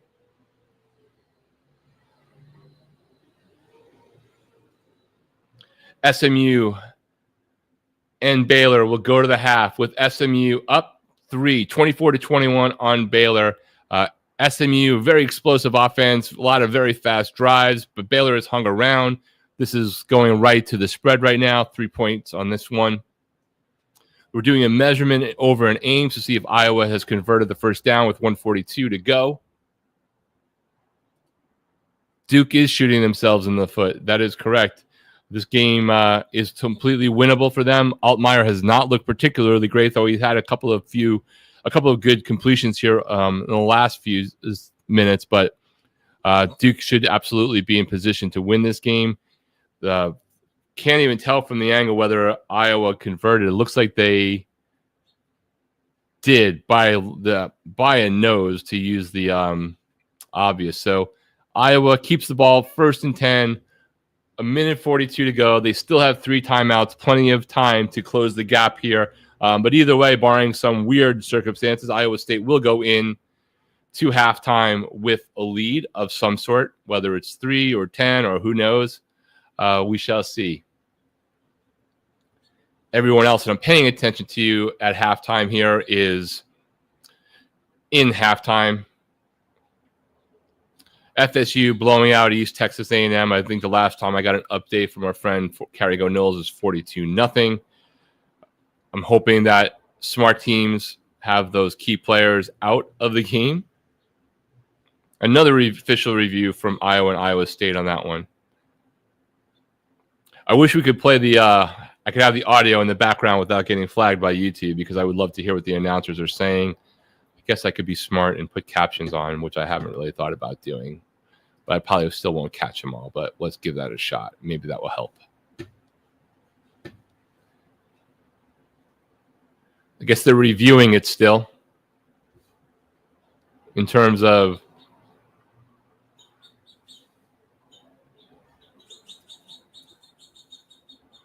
whether or not he truly got the first down.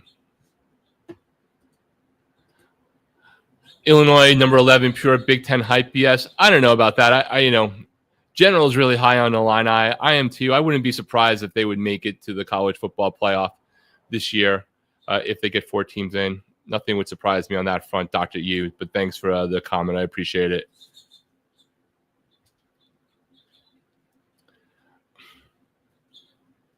I just don't know how they have an instant replay review to overturn the ruling on the field here. Illini with 1:31 on Duke's 47-yard line, 3rd and 3. Duke really could use a stop here. They'd have a chance to get the ball back, maybe put some points up on the board. Nobody seems to be in a fast driving zone.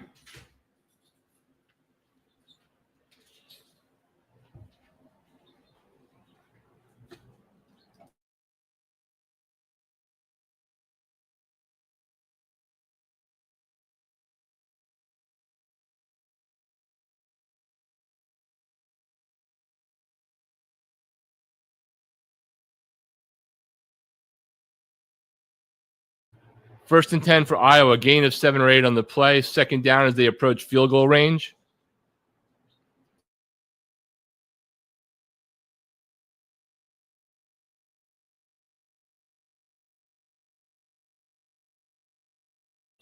Still 3rd and 3 for Illini and Duke, waiting for that play.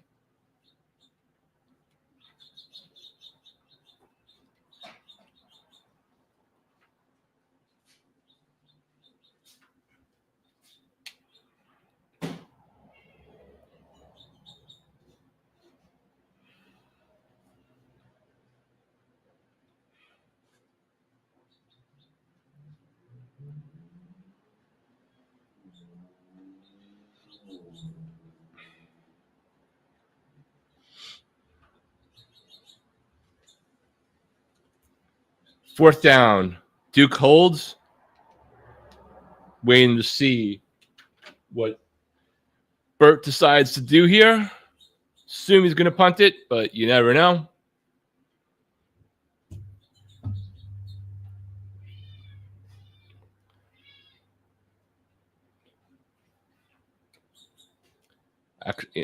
That was a sack by Duke there of Altmaier. The Duke defensive line has gotten to Altmaier repeatedly in this game. Let's see if it catches up to them at the end of this game despite the current lead. So you would expect that Illinois will punt it with that 4th and 15. 8 tackles for loss for Duke so far today. 4 sacks, pretty tremendous results. Not a good harbinger for Illinois when they get into Big Ten play, though Duke and Manny Diaz does have a good defense despite a lot of turnover the last 2 years. So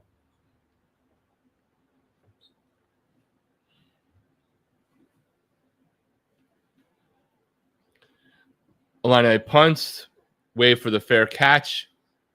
Duke will take over at the 22-yard line. 1:11 to go, 2 timeouts. Be interesting to see if Manny plays conservative or tries to at least get a field goal out of it and cut the lead. What do I think of the SMU Baylor game so far? Haven't been able to watch much of it today. I'm catching, things not necessarily real time all the time there, but it's been an interesting game. You may be seeing more issues if you're watching constantly, hearing the commentators. SMU's offense has been explosive. Baylor's defense is broken down and given those big plays, but they keep coming back. SMU keeps letting them into the game. So there was a couple of 4th down attempts that Baylor did earlier in the game, 4th and short, that they missed on both, which definitely helped SMU overall. I'm curious if they would have played more of a field position game, what would have happened. I wasn't paying attention enough at the time to notice whether or not it was also a reflection of any possible concerns with the field goal kicker. Again, I don't know. I didn't see the exact moment. I just know that they went for it 4th and short early in the first quarter and missed on both, which contributed to where we are with that game right now, Dr. Yu. Yeah, it was a great play, but yes, it could have been a pick for sure. All right. Iowa, 2nd and 10. Handoff up the middle. Breaking tackles. Great run. It'll be 3rd and 1. 59 seconds to go. Iowa still has 2 timeouts. Definitely in field goal range. Mensah goes for it deep with Duke. His receiver was well covered. He had somebody on the right sideline that would have given a first down and been able to stop the clock. Should have checked down to them, but did not. Mensah back to pass again. Goes deep again. He did not have that receiver open. No separation whatsoever with the Duke receiver. Well covered. Ball was thrown a good 4 or 5 yards ahead of the receiver either way. Without watching every moment of Mensah's play so far, we'll check the stats at halftime, but so far not extremely impressive. Duke is 1 of 5 on third down so far in this game as well. It is 3rd and 10, 42 seconds to go for Duke from their own 35. Iowa's 31. 3rd and 1 from the Iowa State 19-yard line, 58 seconds to go. Duke gets out of bounds, runs the ball. 1st and 10. Or I don't know if I missed the short pass, but Moore gains 10 yards, gets a first down, gets out of bounds, 1st and 10. Iowa converts 1st and 10 for them from the 16-yard line, 53 seconds to go, 1 timeout as they are driving on Iowa State.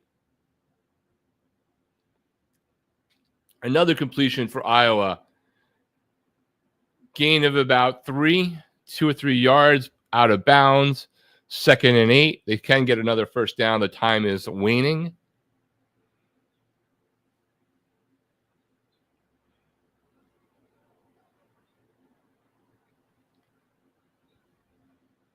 Player down for Illini. We have a timeout on the field.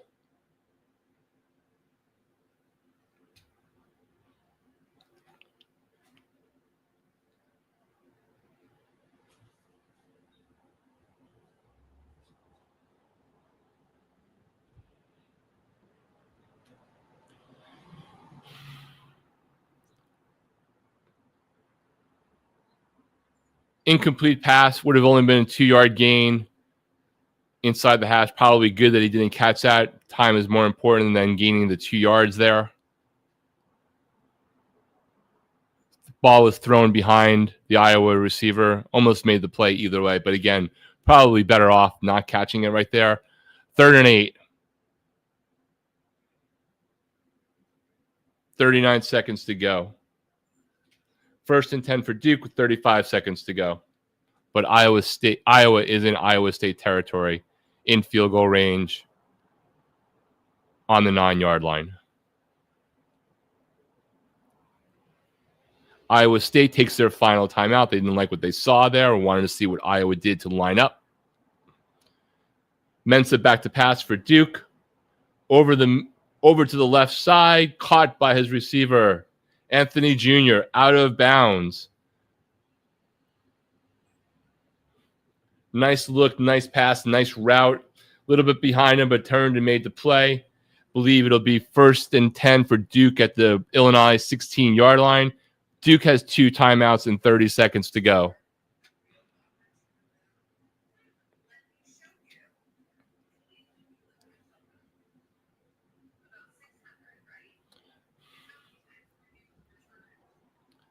Mensah back to pass again. Crossing route from his slot receiver. Nice open field tackle. Had a chance, had some room to run. Short gain of 2. Duke, I believe, takes a timeout there. The clock has stopped, and there wouldn't be any other reason to stop. So, yes, timeout Duke. They're a little bit slow on the ticker there at ESPN. But then again, last night, ESPN, during one of their games, was showing last week's top 25 rankings preseason when looking ahead to Louisville's schedule. Iowa back to pass. Sacked by Iowa State. Loss of 7. 4th down. Flag on the play. We'll have to see what that is. 34 seconds to go. Defense swarms. Waiting for the call.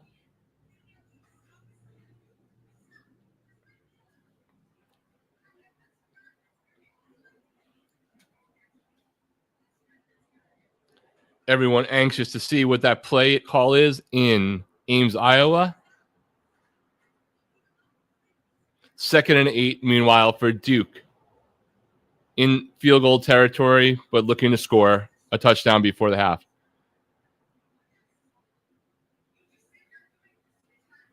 Prior to the sack, holding defense. So one of the Iowa receivers was tied up. And then an unsportsmanlike conduct penalty on top of that, undisciplined. So first you get a holding, then you get a personal foul. We'll have to see what all of those halfway to the goal penalties result in. The line of scrimmage with a few seconds left. 3rd and 4 for Duke. 19 seconds left. 1 timeout left for both teams. Duke's on the Illini 11-yard line. Mensa back to pass. Complete but out of bounds in the end zone. It'll be 4th and 4, 14 seconds to go. Does Manny go for it or take the field goals? But we do have a flag. We'll have to see. I see Illini wide receiver. Illini defender shaking his head. And roughing the passer comes up on Illini. So Duke is going to go from having to make a 4th and 4 to getting a 1st and goal. Meanwhile, Iowa scores on the back of the double penalties. Big play. They had a sack there, but they had a hold, and then they've added on a personal foul with roughing the passer. Not roughing the passer, with holding. And they just run the ball right up the middle. Should be 13-10 momentarily. It's 1st and goal for Duke with 14 seconds left to go. 1 timeout left. They're only in passing territory, barring something miraculous. Mensa back to pass, scrambles to the right, throws back across his arm, makes the completion. I just don't know if he got a foot in. And the ruling on the field is touchdown Duke. I got to see that one back again. Mensa threw it back across his body, a little bit, towards the middle of the end zone there. Ruling on the field is that he got 1 toe in as he made the completion, and first replay is looking like it's possible. I don't know whether he had possession, but we'll see.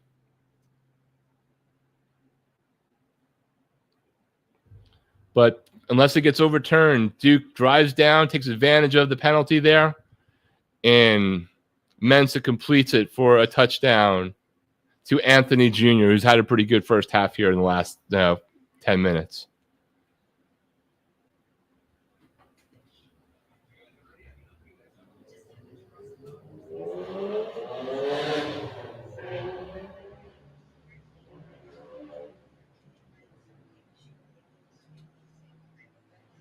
Waiting for the ruling on the field, the review.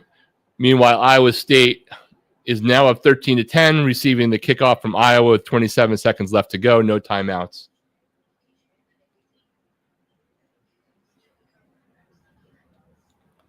It'll be a touchback for Iowa State. I'm assuming they'll come out and take a knee and go to halftime with the 3-point lead over their arch rival Iowa in state. Big 12 versus Big 10. It'll be a great game for the Big 12 to win. Right now, the other big out-of-conference matchup, SMU is ahead of Baylor at halftime. Virginia and NC State are back. NC State is driving on Virginia. 1st and 10 from the Virginia 38-yard line.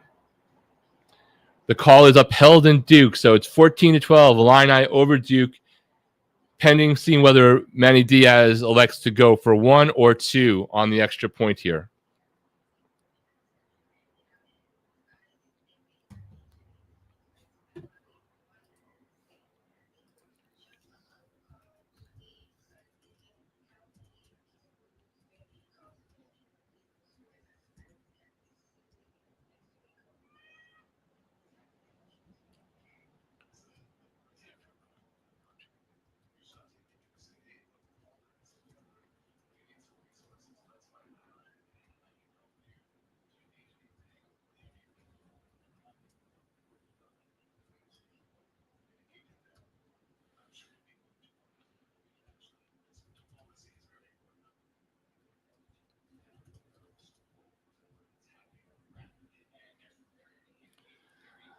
All right, Iowa State. Beck actually drops back to pass, throws it off into the flat to his running back. Loss of 5 on the play. I'm guessing that will be the last play from scrimmage. And we will head to half in Ames. Iowa State up 13-10. Duke elects to kick the extra point, down 1. 8 seconds left to go in the half. NC State 1st and 10. touchdown, NC State coming out of halftime, a great scoring drive, up 24-20 pending the extra point. And Texas and San Jose State is 12 seconds away from going to the half.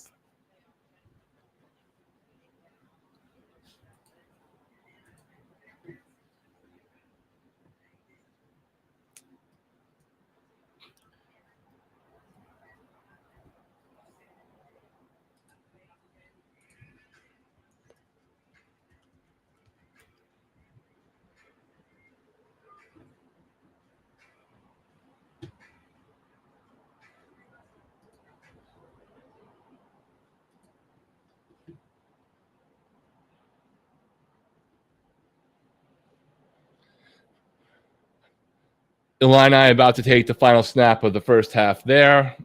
Interesting game so far, right within the spread, 14-13, heading to halftime.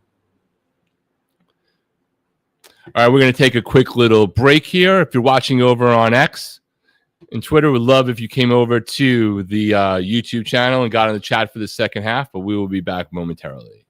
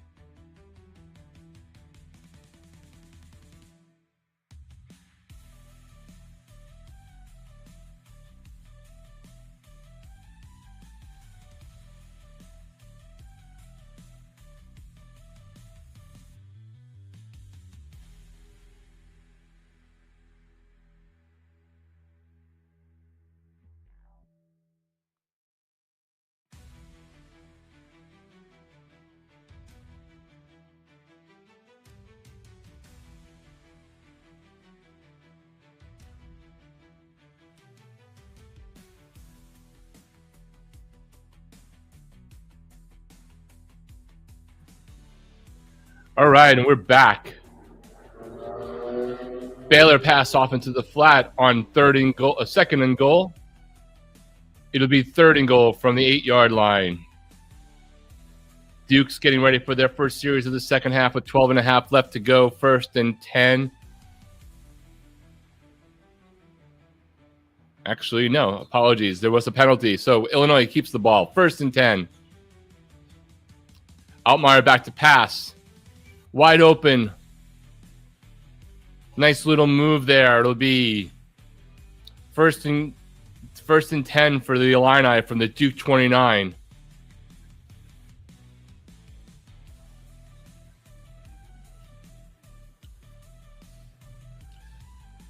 Sawyer Robertson back to pass. A flag on the play in the area of holding. Likely to get pushed back even further from their third and goal play there. If you're over on X, please consider coming over to CFB Express on YouTube. Give us a like. Get into the chat. Let us know what you're looking forward to in the second half of these games. What games might be surprising you.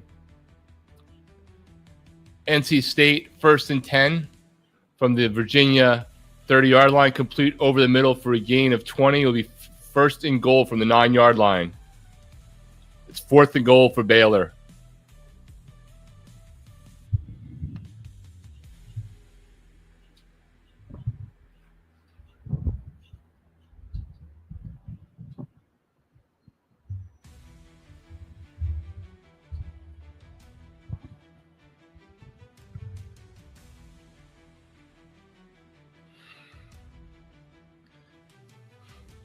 Second and 7 for Iowa from their own 43-yard line. Pass off onto the sideline. Looks like that'll be good for a first down.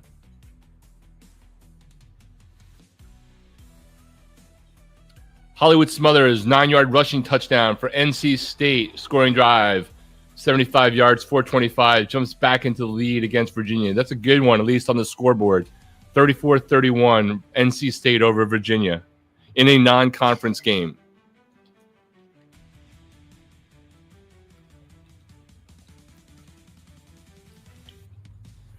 Second down for Iowa.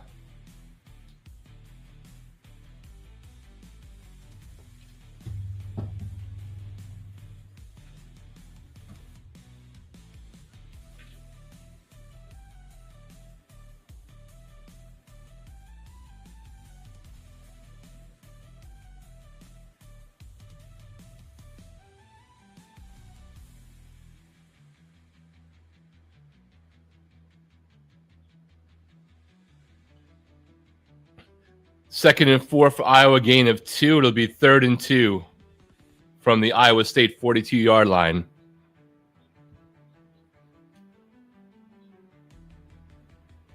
Illini are in field goal range. Second and 10 from the Duke 29. Altmaier back to pass, completed. First down, out of bounds at the 18-yard line.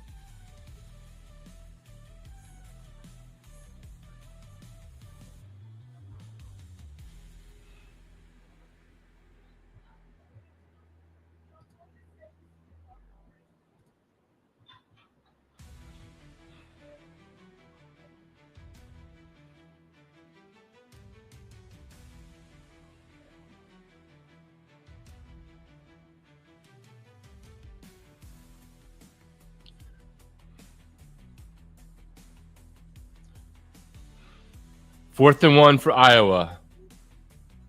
Gronowski is lined up, so it looks like they're going for it here. Fourth and 1, not even one.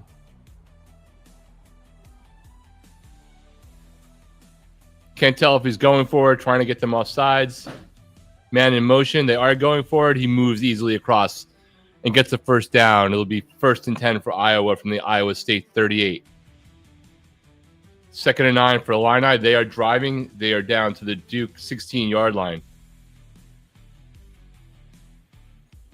Altmaier back to pass, fakes it.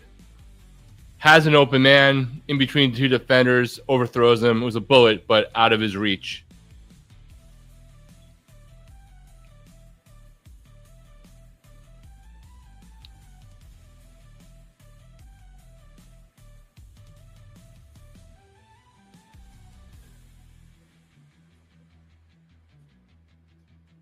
Virginia is on their way in response to NC State. Handoff throws everybody off. It's a quarterback keep around the outside. Great gain down to the NC State 45-yard line or so. Second down there as the third quarter comes to a conclusion. Back over on the Illini and Duke. Another completion for Altmaier.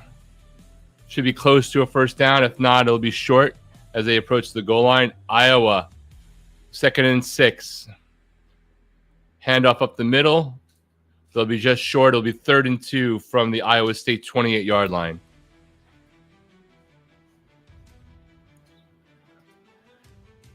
Terwell Smothers is killing it for NC State, 10 yards per carry. Yeah, I mean, it's hard for me to keep up. Thanks for that stat.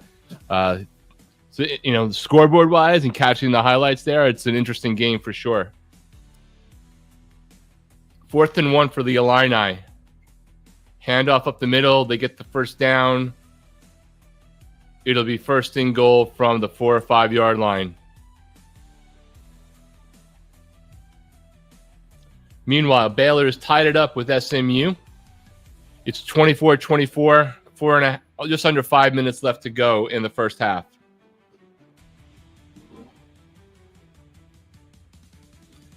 Penn State leading FIU 20-0 at the end of the third quarter.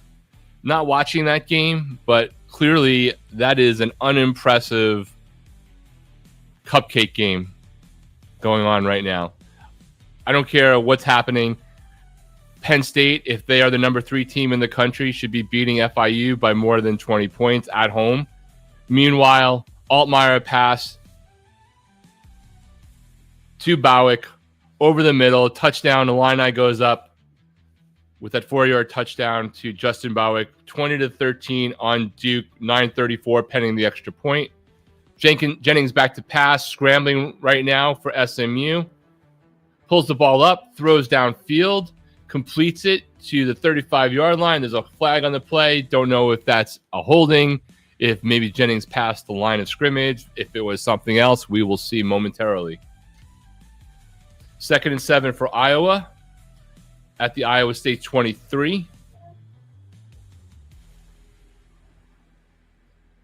Handoff up the middle, breaking some more tackles. It'll be 3rd and 3.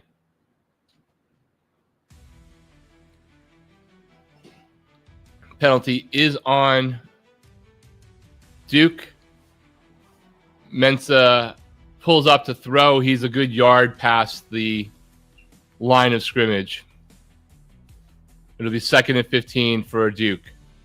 Excuse me. I'm looking at for SMU. Sorry about that. I was talking about SMU. Jennings was a good yard past the line of scrimmage on that play. 4:23 there. We have 4th down for Iowa again against Iowa State, 4th and 2. Gronowski comes off the field. Looks like Iowa's going to go for a game-tying field goal. Jennings downfield just overthrows his receiver. Knight had a step. Ball was pretty well thrown. They just couldn't connect. Iowa lining up for the 36-yard field goal.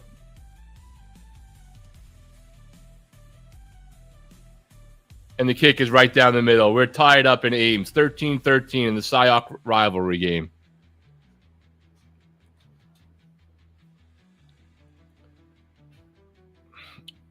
All right, it's 3rd and 14 for SMU against Baylor here. All tied up. Jennings back to pass. Some pressure. He scrambles to his left. Another penalty flag, almost guaranteed to be holding. Meanwhile, he is sacked at his own 25-yard line. Pretty much guaranteed that there's a holding there on SMU. I'm assuming Baylor will not take the penalty, make it be 4th down, and SMU will be punting. 4th quarter action begins in Virginia at NC State. Virginia has the ball, and they are driving. It's 3rd down for them. 3rd and 6.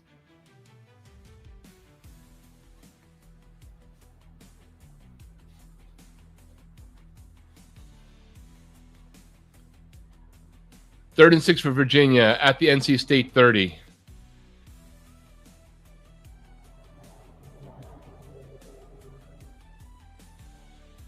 SMU, as expected, back to punt. Flag on the play in Virginia NC State game.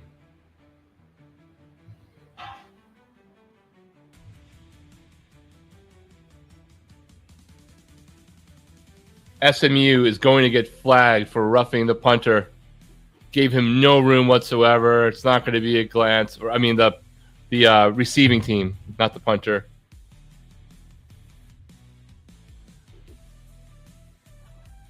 Unless he was pushed into him. I mean, that was just a brutal. He hit him a second before the ball was there. A really dumb play. Baylor has a chance to take advantage here. They're tied up. They're going to get some penalties on the back of that play. They should be in good field position.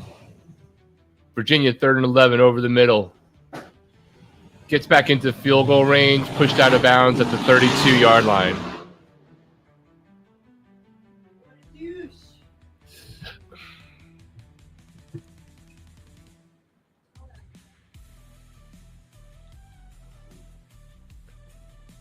Ole Miss, Kentucky's coming up. The game most looking forward to is Kansas, Missouri. Also at 3:30 Eastern time. The border war. That's what we're calling it. Don't care if people are trying to change the name. Mensa back to pass for Duke. 1st and 10. Incomplete. Virginia field goal attempt, 47 yards. Is no good. NC State will keep a 35-31 lead with 13:20 to go.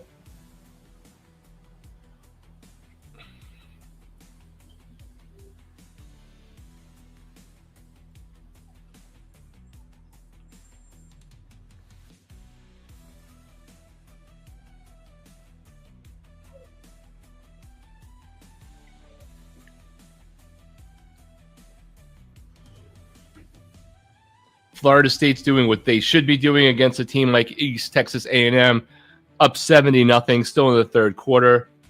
Texas Tech also taking care of business, 55-0. Admittedly, Texas has a stronger opponent in San Jose State. They're up 31-7, 8 minutes left to go in the 3rd quarter there in that game.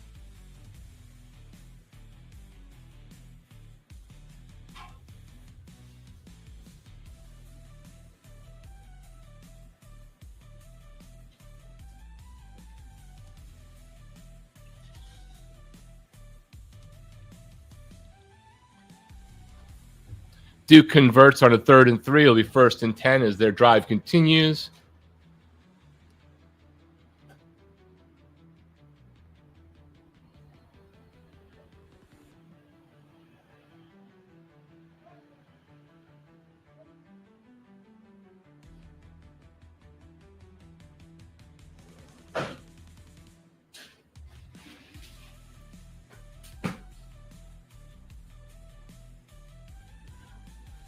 The punt is still under review in the SMU Baylor in terms of whether there was a penalty if he was pushed.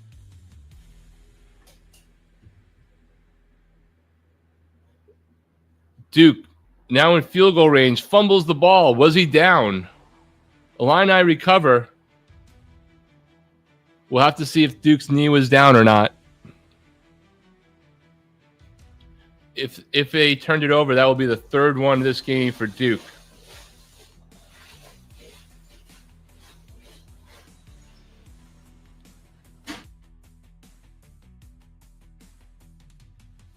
Yep, that's a clear fumble. That ball was coming out well before he hit the ground. 3rd fumble for Duke in this game. As they're driving, as they were actually getting into field goal position, they cannot keep doing this. They are digging a hole for themselves.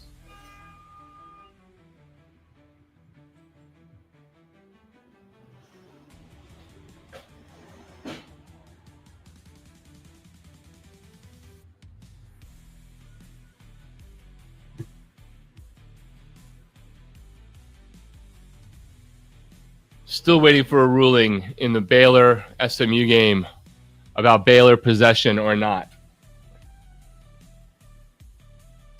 I think they're saying that the Duke receiver, the SMU defender was pushed, even though it looked like he projected himself into the the punt returner.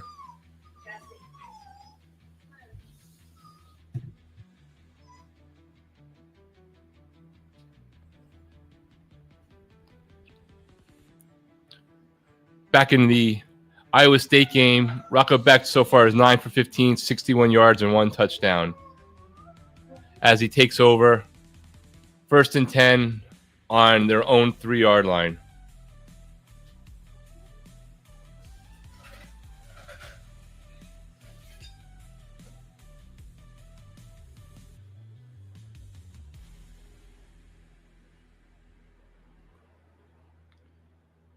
Georgia is just underway with Austin Peay in their cupcake game of the week. Iowa State gives themselves some room, 1st and 10.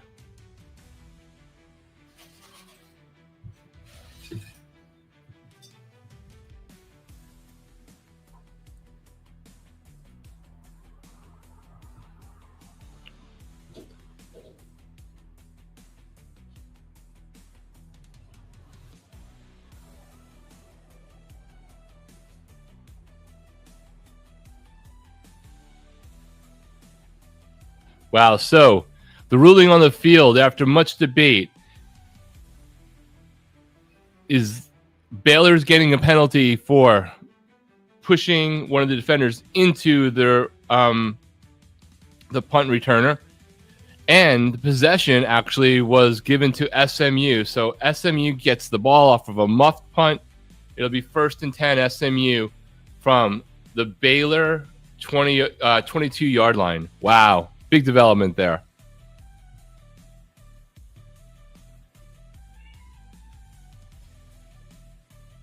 A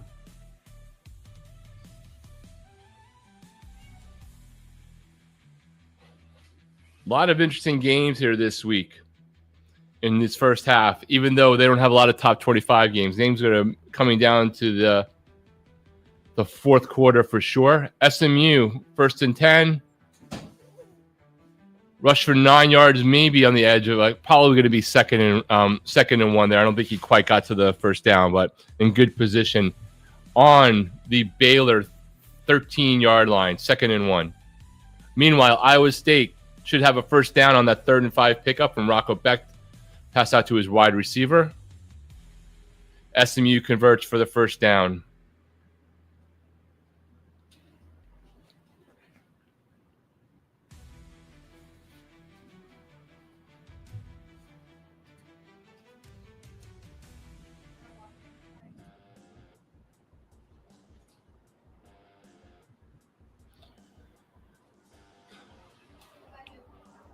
Kevin Jennings back to pass, lofts one into the end zone, intercepted. Baylor in the end zone. A lot of pushing and shoving, but a costly turnover. After getting the turnover, Baylor gets the ball right back, stops that drive. It'll be 1st and 10 for Baylor, their own 25-yard line, off of the interception.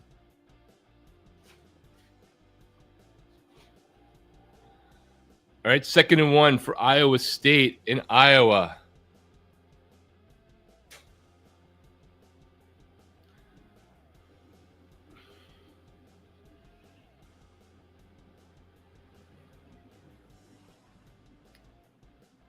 Incomplete. 3rd and 1.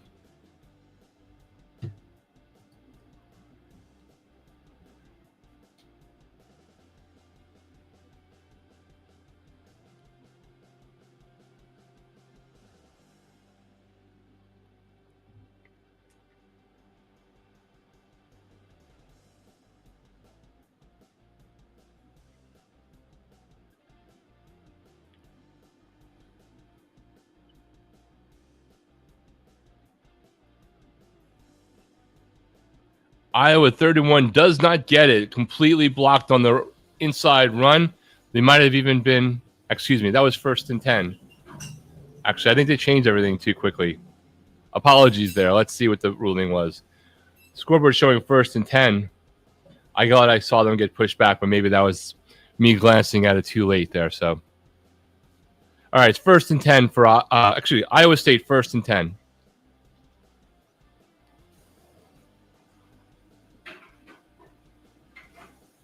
Meanwhile, Illini in for a touchdown, 27-13 in that one.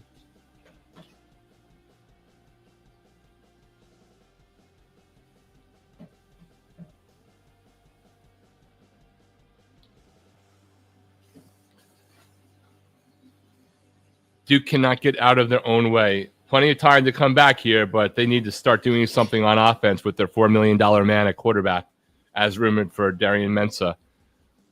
Turnovers are costly for Duke. Has been a consistent for Manny Diaz head coach teams. Extra point is good, 28-13 Illinois.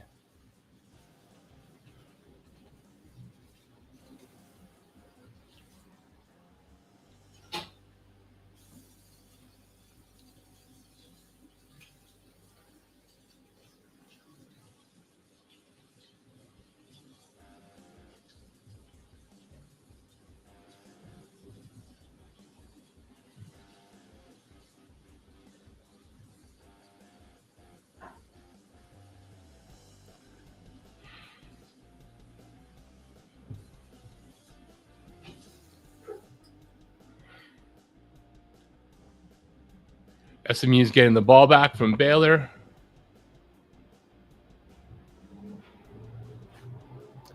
It'll be 1st and 10 for SMU on their own 25-yard line. Texas A&M up 30-6 at halftime on Utah State. So they're taking care of business as you would expect for a ranked team like that.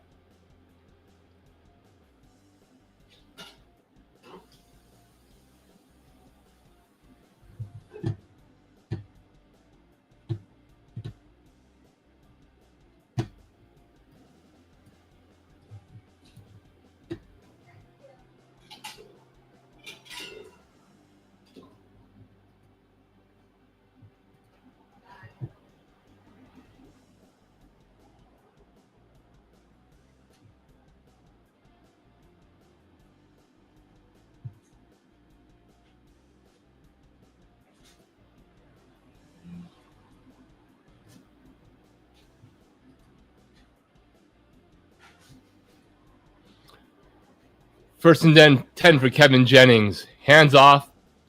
Guy does a great job just getting back to the line. A lot of penetration on that one from the Baylor front four.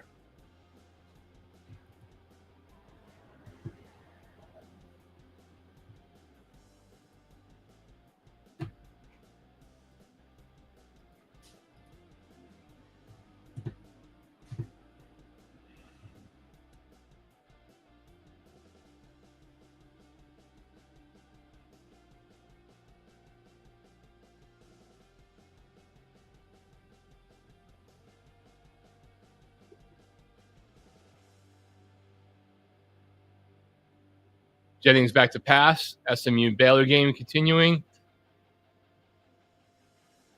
Looks like we're going to get a pass interference flag on Baylor. It's very tight coverage. If you want to say something was a ticky-tack one, that would be the one. But either way,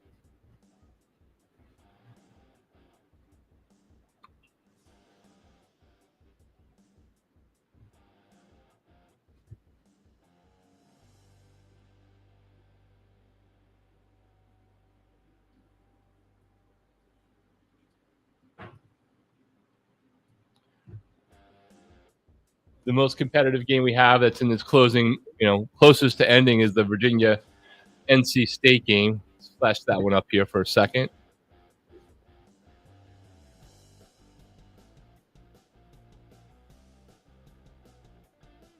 First and 10 for Virginia in that one. We're in a TV timeout in Iowa State.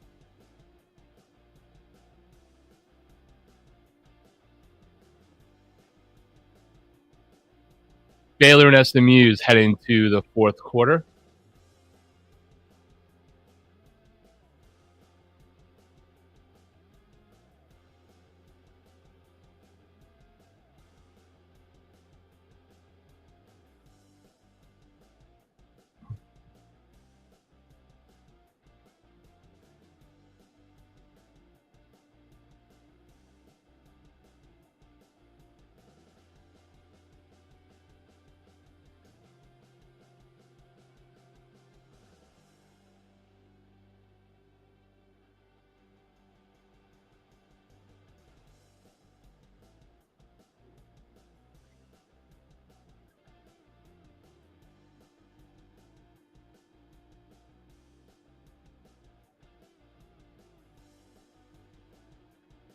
First and 10 for Duke.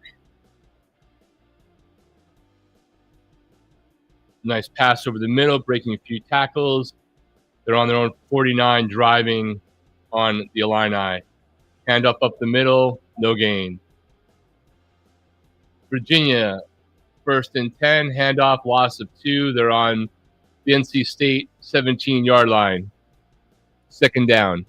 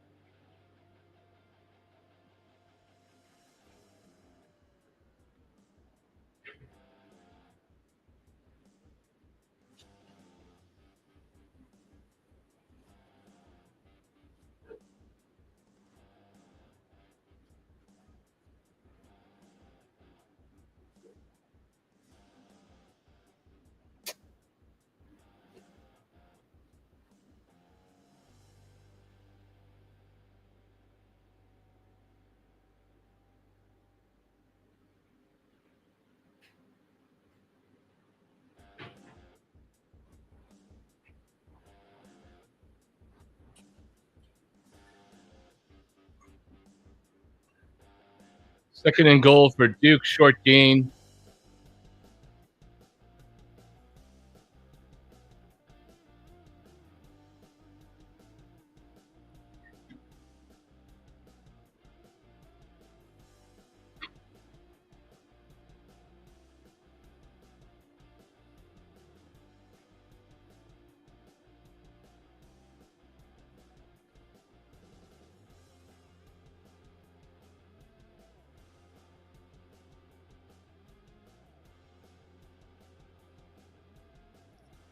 Mensa rolls right for Duke.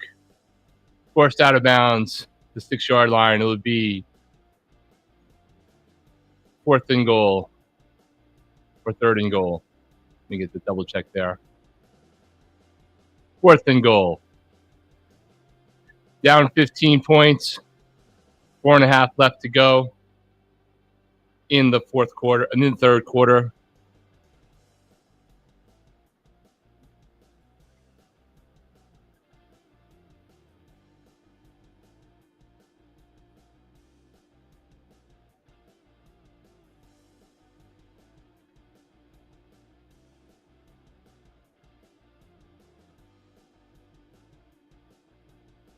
Touchdown Duke on fourth and goal. Manny goes for it. Touchdown completion from Mensa. Cuts the lead down. 28-19. You assume they'll go for 2. 6-yard touchdown pass to Andrell Anthony.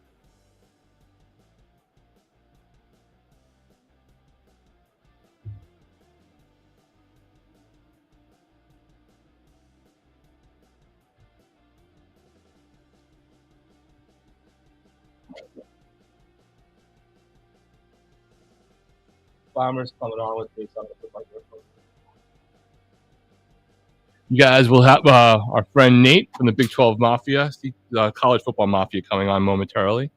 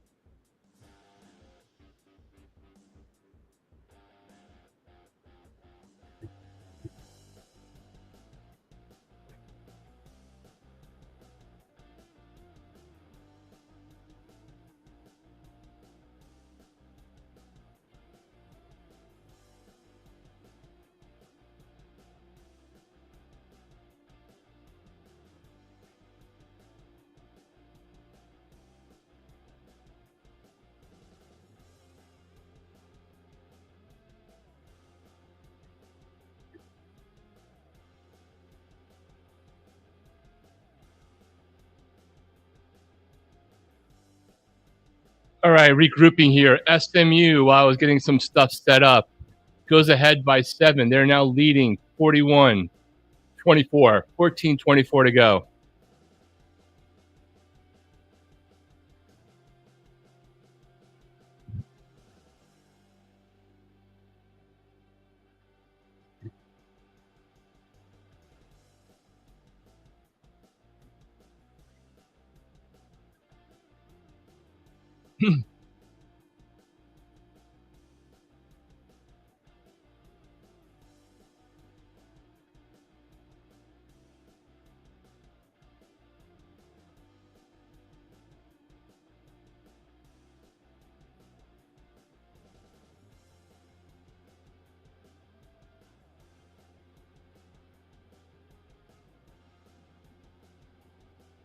We have a player down for the Illini. 28-19, they remain in the lead. 3:53 to go. NC State has the ball with 6:34 to go in theirs.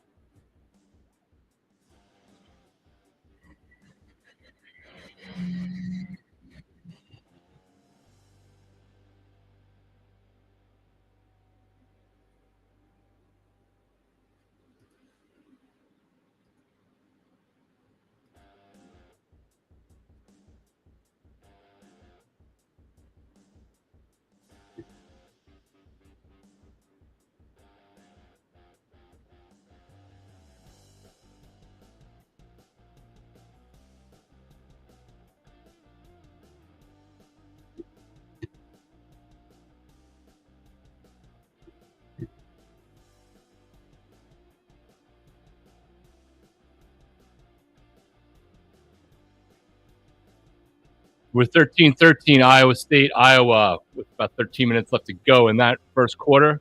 I mean, in that game. Sorry about that.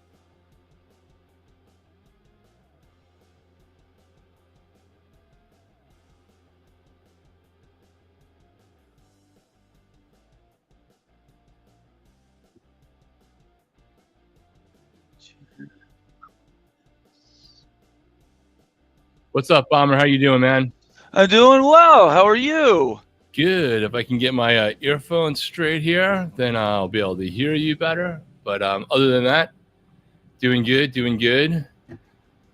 I'm going to send you a DM in private chat if you just are aware of that. I just need to communicate something to you, and I can't do it empathetically.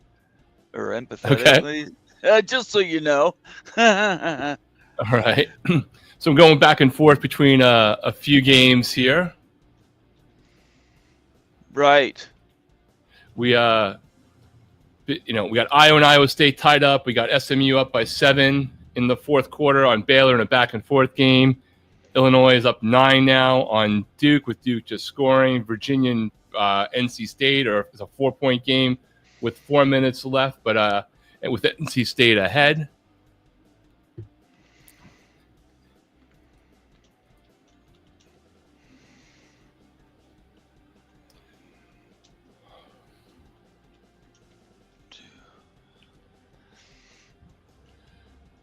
Jennings with the ball, 2nd and 5, hands off up the middle. It'll be 3rd and 2 from the Baylor 27-yard line.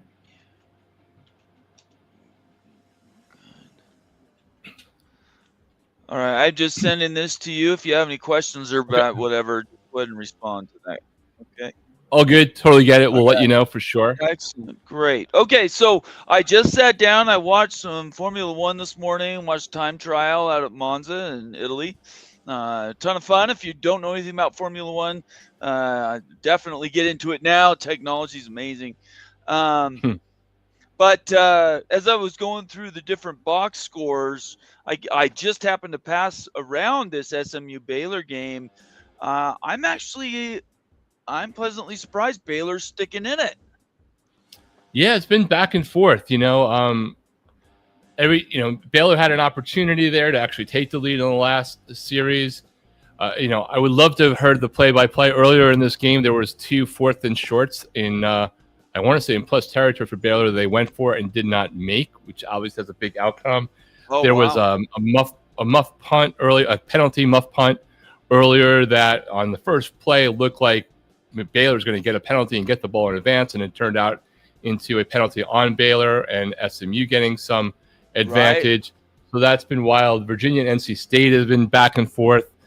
Duke and Illini is more a reflection of 3 turnovers from Duke than anything. Nobody's been impressive. And Iowa State just been exactly what you would expect from Iowa State. That's the main game I've been focused on. Right. Offense that Iowa promised has not happened as he goes back deep to pass past a couple of receivers. There might be a holding call or pass interference on that one. So one of those bombs from Iowa that gets you more yards than your pass ever would have gotten because you probably weren't going to complete it. But Iowa still has their promised new offense on a milk carton so far. You bring up a good question. Should we change in college? Should it be a spot foul like it is in the NFL? I don't like the 15-yard penalty. It basically bails out defenses. It does. I'm definitely of the same mindset at this point that I think it's people have learned that it's a better to get that than prevent a touchdown, and you're only getting on a 47-yard pass. Like just think about the Miami Notre Dame game the other night. There was one of those plays that a spot foul versus just a 15 probably makes a big difference. Miami ultimately won, but that's just a more recent example that I remember because it's just personal. Of course, sometimes you're happy depending upon what your team's doing, the other way around, right? So, but that was one right there. I mean, I think the flip side, it also maybe encourages quarterbacks to throw down a little bit more and draw the foul that they might not necessarily. I mean, I don't know. I'm probably off on that one.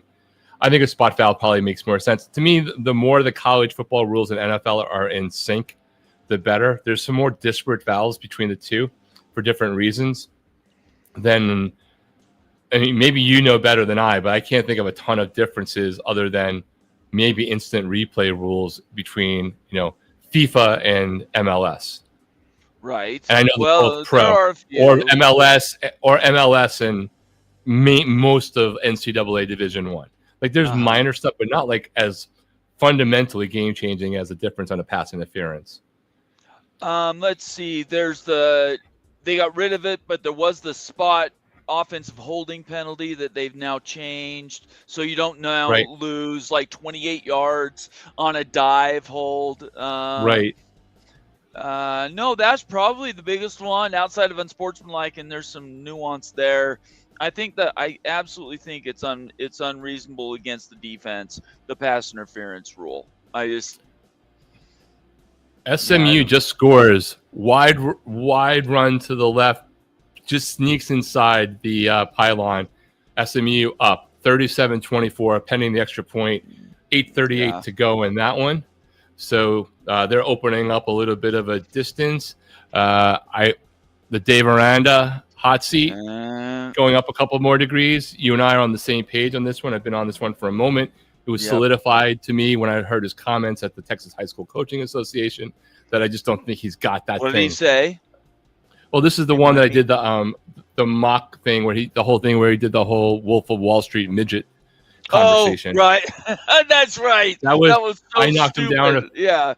I knocked him down a few things just because you don't do that. Like a coach doesn't do that in 2025, and I don't even care about politically correct. It's just like dumb. It is dumb. Let me go grab my water bottle. I'll be right back. Yeah, for sure. Iowa State. Iowa still has the ball. 3rd and 7. Big play here.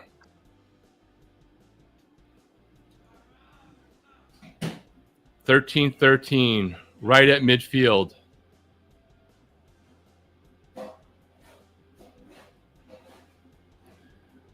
Back to pass. incomplete, 4th and 7 at midfield.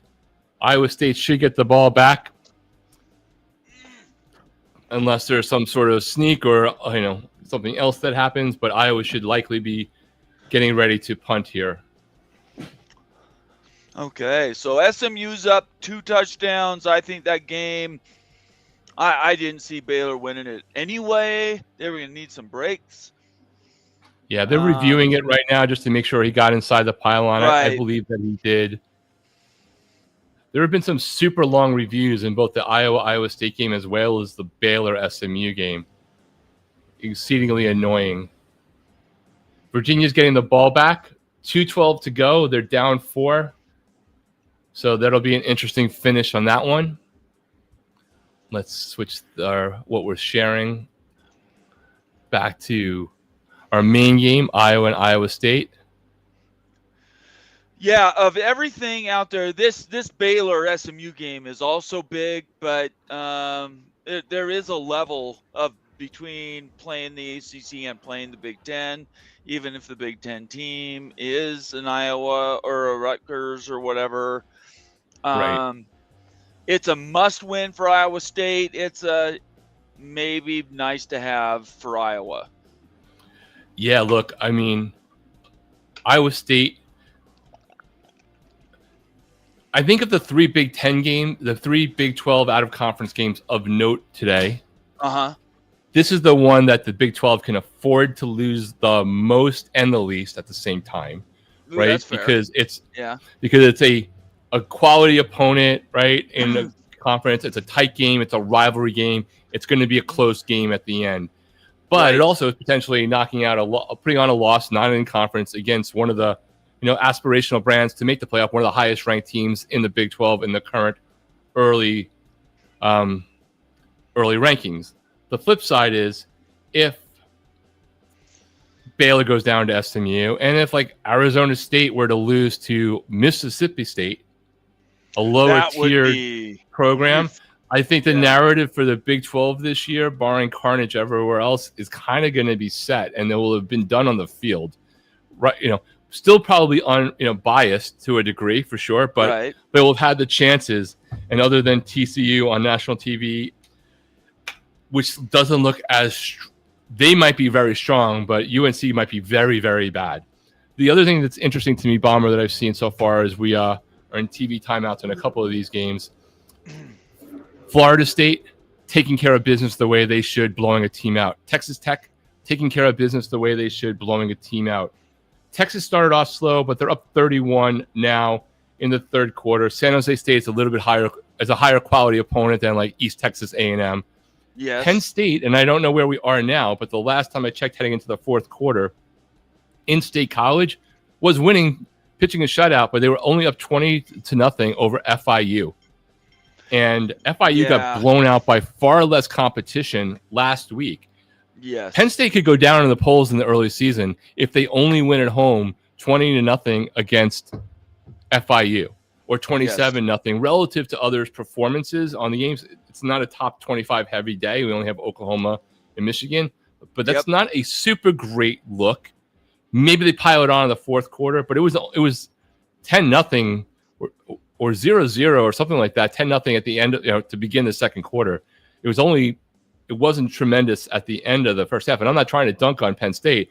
That's just not a good look. I'll look it up right now. FIU, I believe, lost last week by like more than 40 points. Yeah. So I just want to get that score up from last week. So Penn State's up 27-0, so they're pulling away, as you would expect. But when you look at what FSU has done, as an example, they're not remotely in the same level of blowout territory for teams. East Texas A&M might be lesser than FIU, but FIU is one of the worst Division I teams in college football. They have a new coach who's actually potentially very good, but yeah, not a great look for them in that game, regardless. And you're the state of Florida expert to kind of tell me in the pecking order, where does Florida Atlantic? Where do they hit? Are they a throwaway? Not a throwaway school, obviously. That's not what I mean. Are they just not at the same? Are they even not USF They're level type? They're like the last of the non-historically black college programs in Division Okay. One, right? Okay. You got Miami, Florida State, Florida, pick your choice, whichever year, right? UCF, USF in that mix. FAU's ahead of it for sure, right? I would say levels, they've invested more. I don't know where you're going to talk about other FCS programs relative to FIU, but currently in that list, they're the last in line of the main list I just went through. It's not even, really not even close, in terms of where they stand. So I would have expected them to lose. Like they did, and I apologize. I keep saying that they lost last week. They beat Bethune-Cookman 42-9. So who Miami plays today. So they did win. I don't know why I was saying that they lost, but FIU, I would have expected this game to be significantly higher. The point spread, I believe, is in the 40s, high 30s. Maybe it ultimately ends up that way for our friends at Penn State. I'm just surprised at what we've seen so far. It's going to take time too. The season, sort of takes a while to build out, but honestly, we're talking, teams that aren't even in the same universe. And I wish we had a clearer distinction, like the FBS. Not all things are equal.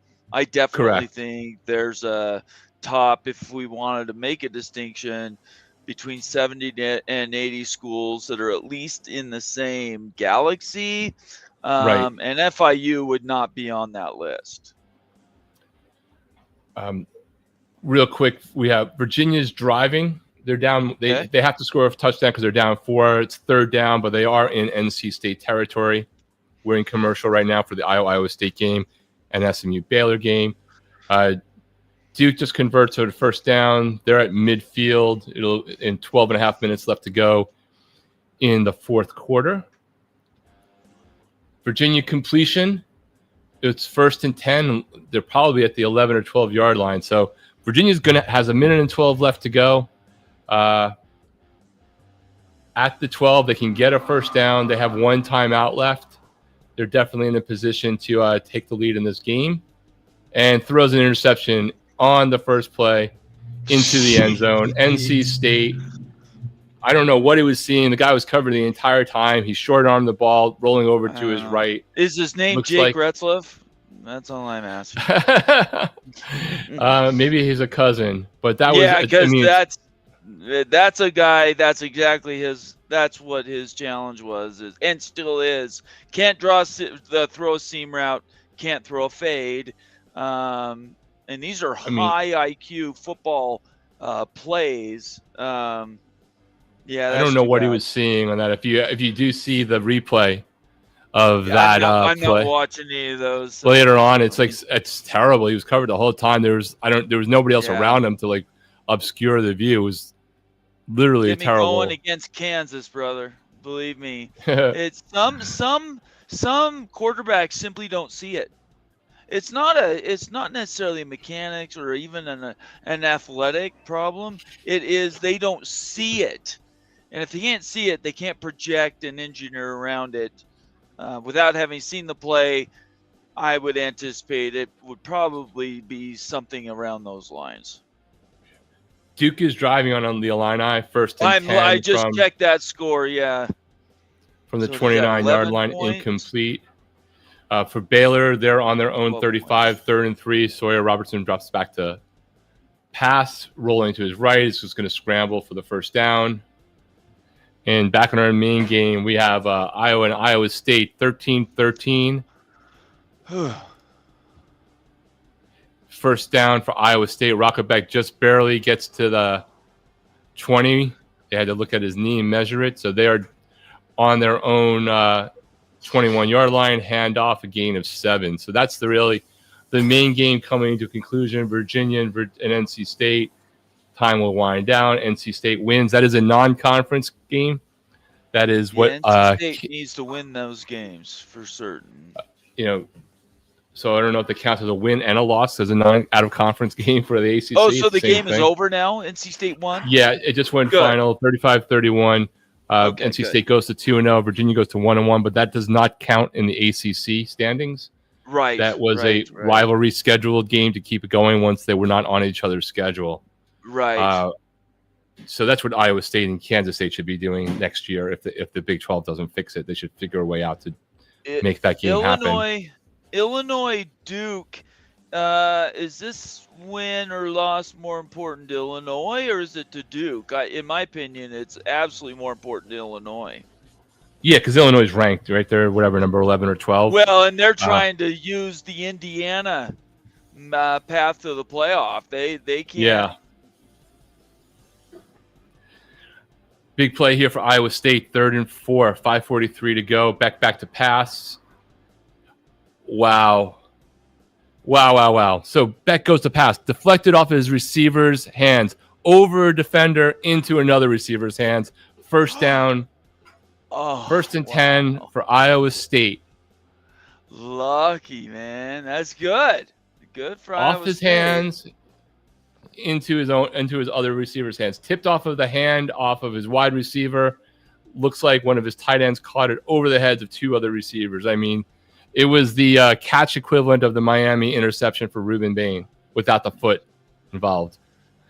So Iowa State gains another yard. They're 2nd and 9 from their own 45. 5.5 left in SMU Baylor. SMU still up 14 in that one. What are you looking forward to game-wise tonight? What's the most fun? Are you looking forward to the border war more? Michigan, Oklahoma, USF, Florida? Boy, those are all good games. We go from week to week with really good games. The Oklahoma game, I think, is a yardstick.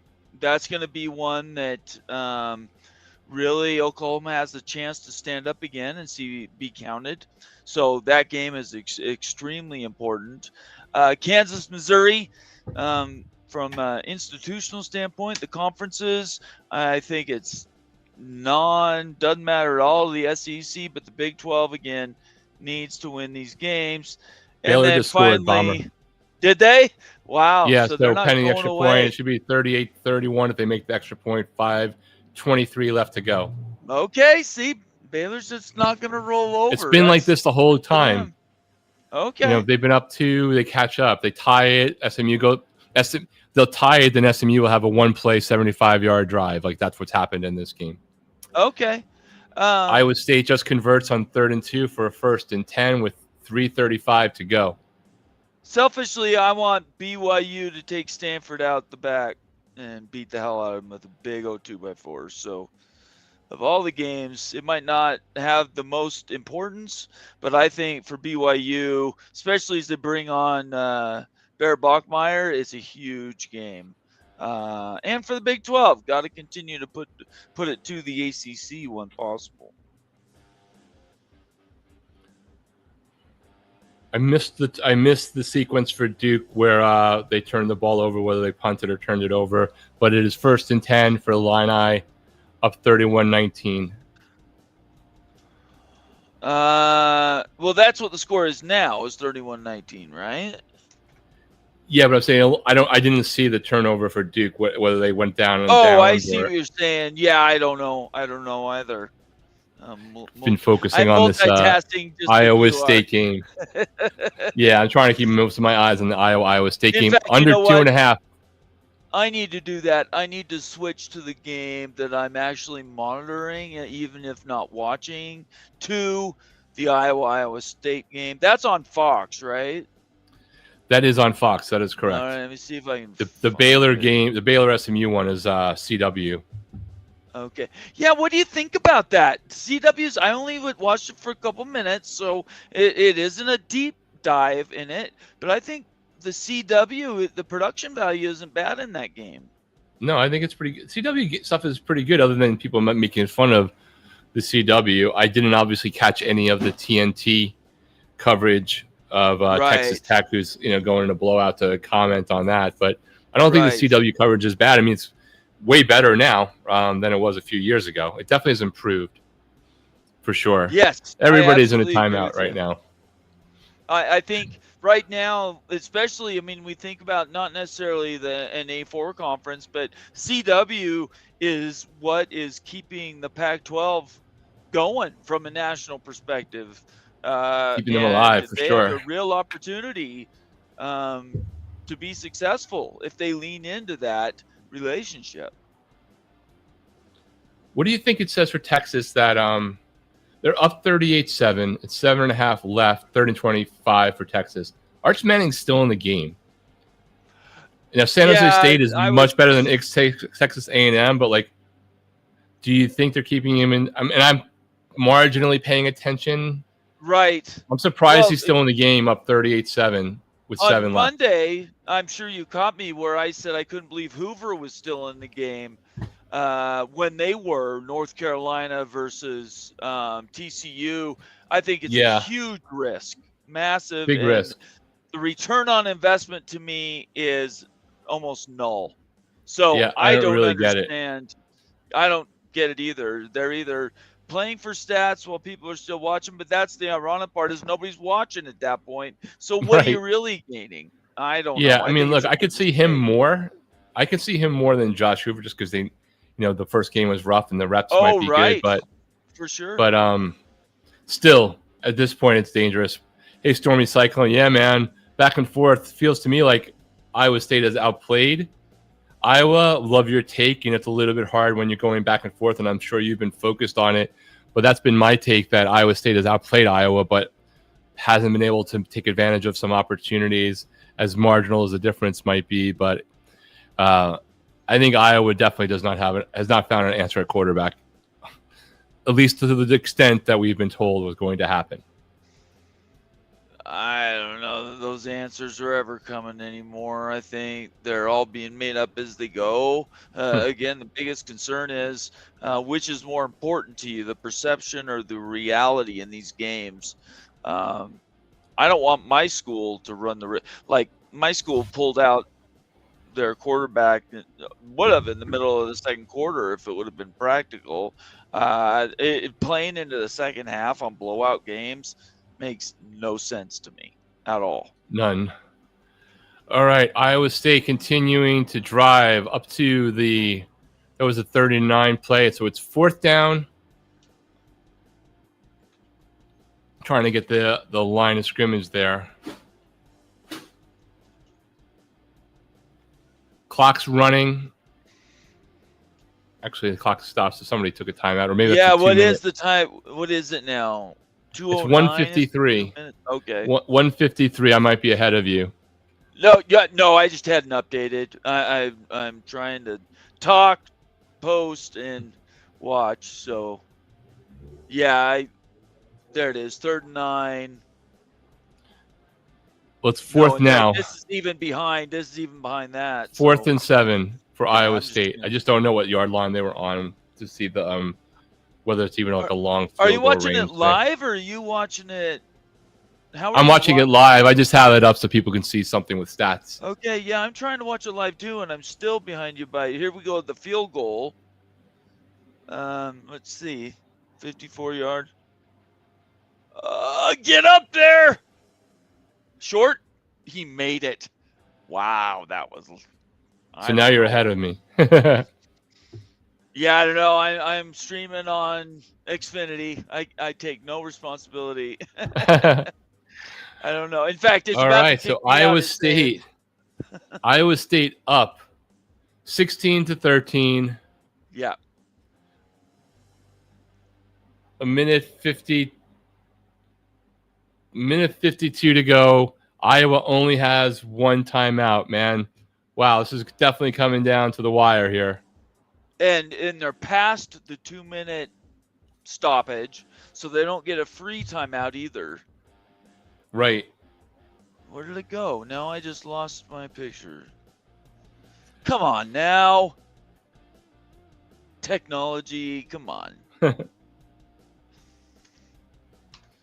Tell me a little bit about Miami this weekend. I mean, I'll be mad if Carson Beck even sees the second half of the second quarter. I mean, they're playing the team that I just told you, FIU, who I just railed on for Penn State not beating enough, beat 41-9 last week. Yes. So, and I would expect a 50-point a 50-point kind of victory. That's what I expect. But I more care that, FSU ran up some stats for Castellanos, ran up some stats for their running back, which is fine. I don't want to see a lot of Carson Beck stats unless it's all in the first quarter, right? I want to know whether Emory Williams has gotten better. I want to see the backups. Like, I'm excited to watch the game, not because the game's going to be good. I want to see if Miami can do what Miami should do, like Texas Tech has done today, right? Like Florida State has done. Put this team away early. Get your second, third team in. Get those guys reps. You're going to go deeper if you're a playoff team. You're going to need more people. You got 4 games for your freshmen. Playoff games don't count against redshirt freshmen, so get them the experience as much as you can, and we'll see what's going on. Iowa's got 1 timeout left, correct? Stormy Cyclone. I'm nervous for you, man.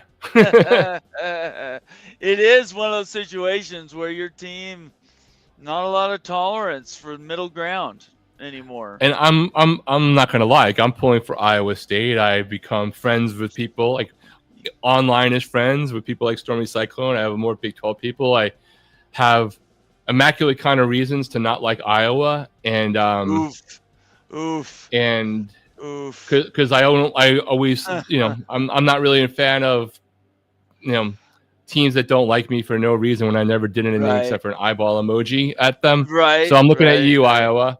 I have an on-off switch with my not liking a team. I mean, I like Iowa fine compared to Wisconsin, but because at least Iowa tries to settle it on the field or by blocking you like a field goal. Wisconsin just sues you. Isn't that the truth? That's funny. And if you know, you know, right, Bomber? If you know, you know. Man, I'm with you, brother. You and I are on the same page. We hold our hands. Man, like, I'm fine to take my hits when I've actually done something, but when I haven't, then like, fine, I'll go right back at you. I have no patience for nonsense like that. Everything you just described there, it's just, come on, let's move along.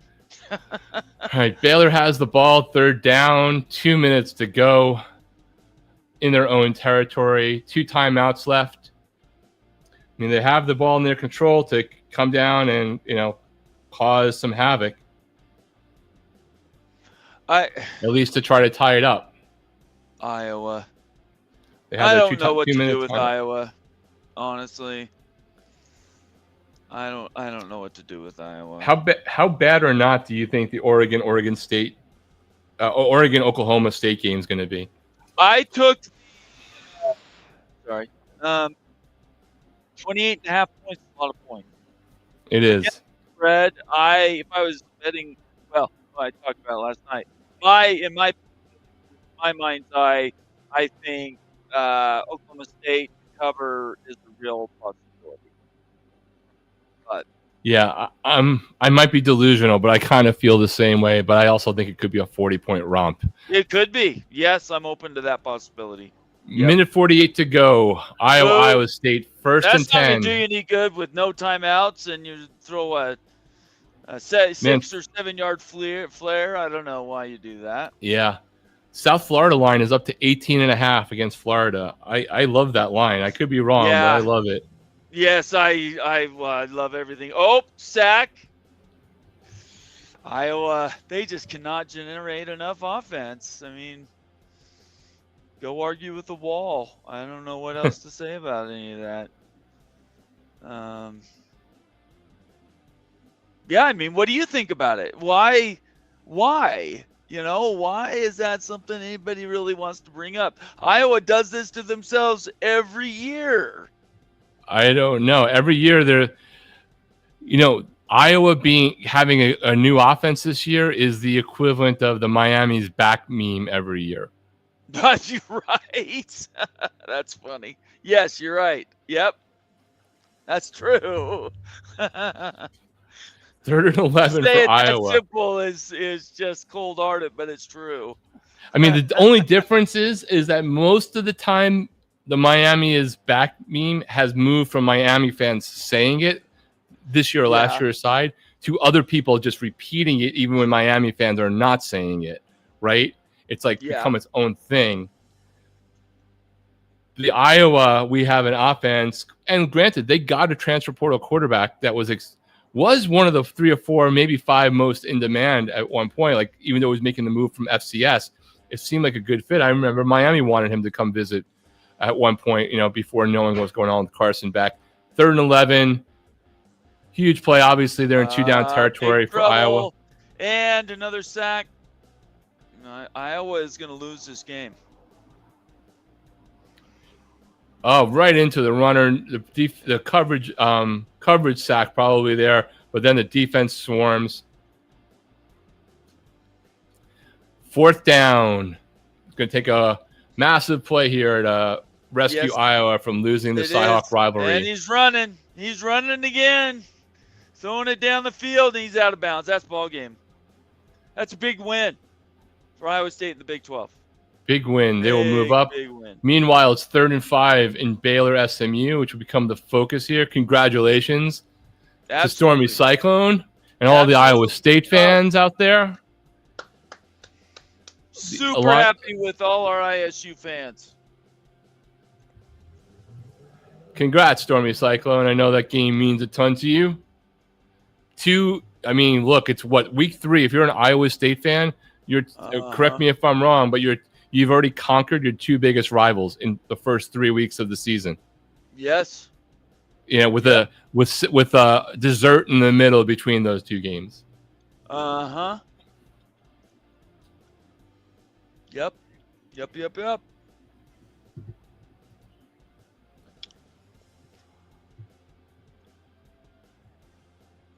Why is that not showing up? Now it's a question is, can Baylor come back to tie up? 1st and 10 for Baylor on their own 47-yard line. 1:19 to go. 2 timeouts in hand. Sawyer's back to pass. Checks down. Great play from the defensive guy. Comes up on the check down. It was the right read. He didn't have anybody open, but SMU makes a play, swats it down. From a time perspective, it's probably okay because 6 or 7 yards isn't really going to do it for you right now. But you still do have 2 timeouts, but at least the clock stops there. And we go to final. Iowa State 16, Iowa 13. Big win. Absolutely big win for the Big 12, big win for the Big 10. Loss for the Big 10. Sorry. Say that again. No, say that again. That sounded awesome because you didn't think about it. You just said it. No, I didn't. Too many bigs. I heard it.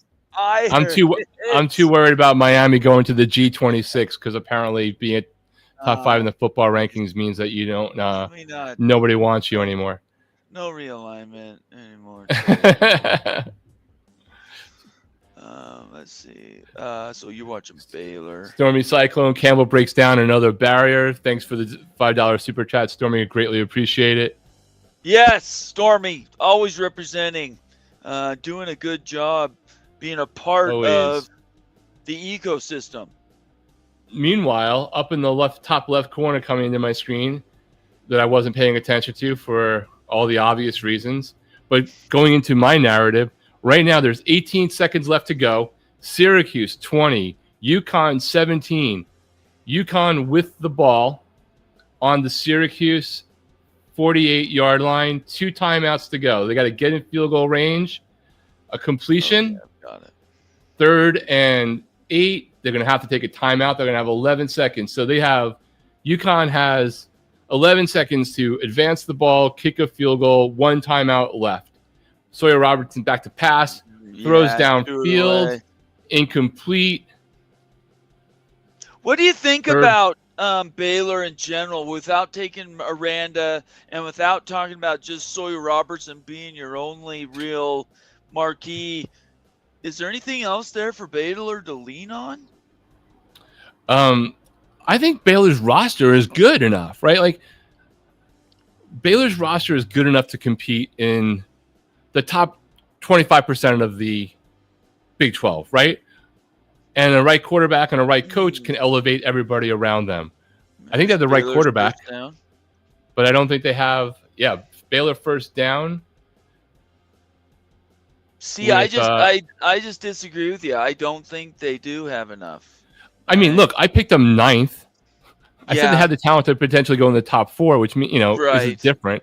Right. Which doesn't mean I had them worse. Like, my name might begin with the G if you know my name, but I'm not Greg. I told him he was crazy to pick Baylor.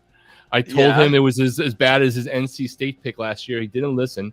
At least he listened and didn't take Louisville over Miami. And Louisville did not look good again last night. They did win the game, but that offense is not coming together with Miller Moss and Braum the way I thought. Mm-hmm. Yep. Yeah, that I agree with. Absolutely, that I agree with. I don't know if there's enough there. Maybe I might be totally wrong about Baylor this year. I'm not totally wrong. Again, I picked them 8th or 9th. I said I think they have the roster to potentially be in the top 25% of the league. Right. But they have Dave Aranda, which is why I think my way too early. I had them like 6th or 7th in my way too early. And then by the time we did the final pick with you and Udon, I dropped them down to 9 because I gave them an idiot tax for Dave Aranda. 2nd and 2 for Baylor and SMU. 47 seconds left. Of course, the live look into the Syracuse UConn game went away, so now I got to find it to see what the hell is actually happening in that game because now I'm curious what kind of a train wreck Syracuse is. I don't really like Fran Brown. Fergie's in the chat. Thanks for dropping by. Interesting that Urban Meyer said that Campbell legitimately turned down a top job to stay at Iowa State. Wonder specifically what job that was. I remember hearing jobs that were offered or people that approached him. I think it was more than one. I don't know. Did he actually have jobs, or was just people wanted to talk to him? I think he had that first step. You have to agree to dance right before anybody can marry you. Right. I don't remember him actually having a job. And Baylor scores. Talking about. Sorry, I lost my stream again. Baylor scores. It's 38-37 with 34 seconds left. Why am I? Wow, we may be going to overtime. And UConn kicks a field goal.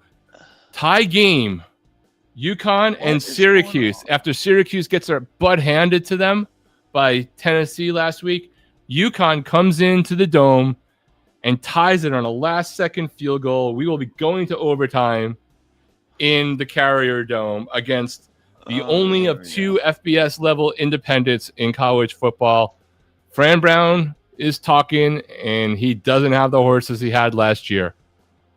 And apparently Steve Angeli is not the angel. Baylor hits the extra point. We are all tied up. 34 seconds to go. That was a Sawyer Robertson pass. That was nice. That was a nice dart.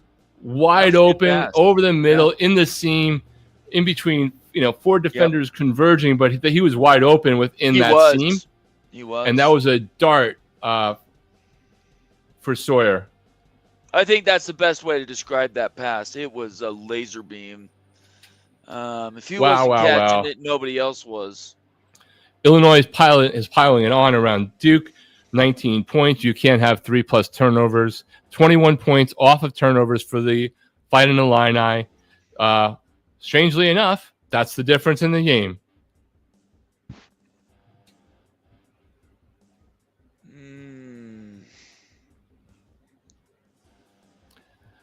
I don't think there's anybody else there. Hey, Clint. No, I will once these early games wrap up, I will be wrapping up as well. I want to see those other games. These, as Bomber knows, once you try doing them, they're actually more fun doing than I thought I would like doing them.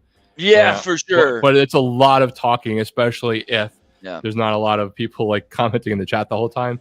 And you're filling it up and you're doing the play-by-play, but it's almost like a practice thing. But for me, I'm an obsessed Miami fan, so I have to listen to 4 hours of pregame, even for a game against Bethune, because I just want to have one last window of reveling in Notre Dame sadness across the chat and hearing everybody tell us how great we are on our own calls, on our own radio. I love that. So I'll probably tune into Greg later on tonight when he's doing the Michigan-Oklahoma game.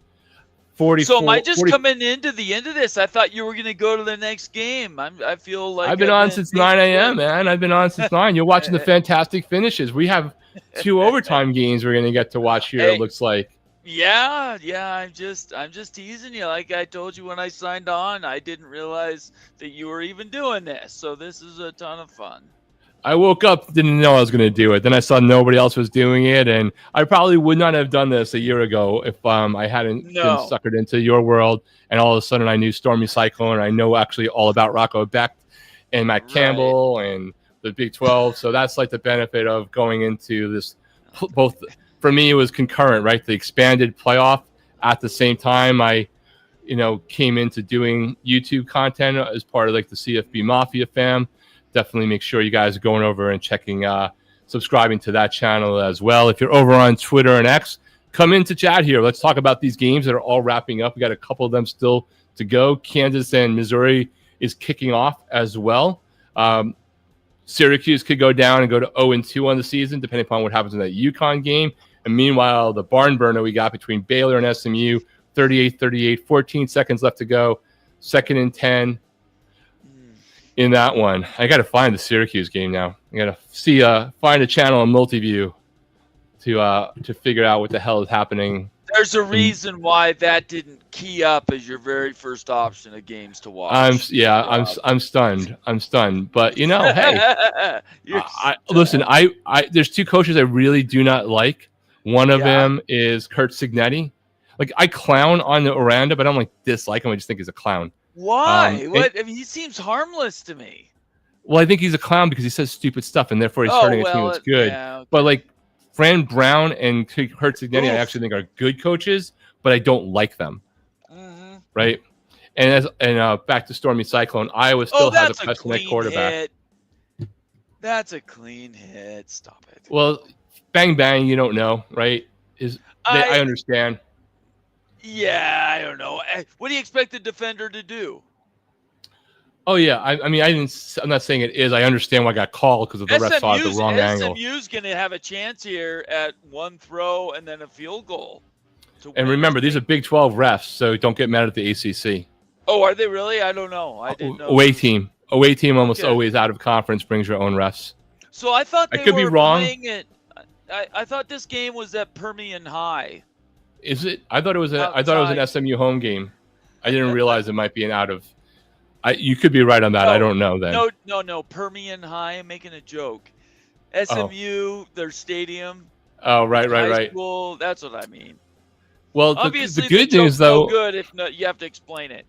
Well, I didn't know the high school, but I know that their stadium is small. I'm actually excited that their stadium is small, because if you get away game tickets for a game and it turns out like if both Miami, for example, and SMU are undefeated or highly ranked, the scarcity is your friend in reselling tickets, right?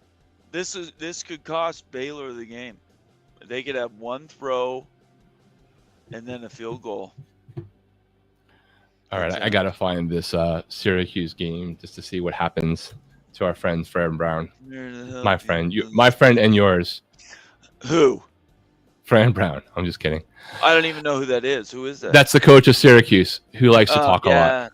Okay. He does he talks. He did a great season last year. I think he's a good coach. He's an excellent recruiter. He did great work as an assistant coach. He deserved the job. It's not even that. I just don't like him because he talks so much. Relatively. And not in a Brett Bielema kind of way. That's on a fight in the Kansas-Missouri game. I think I'd take the over on that. Over 0.5, yes, I'll take that.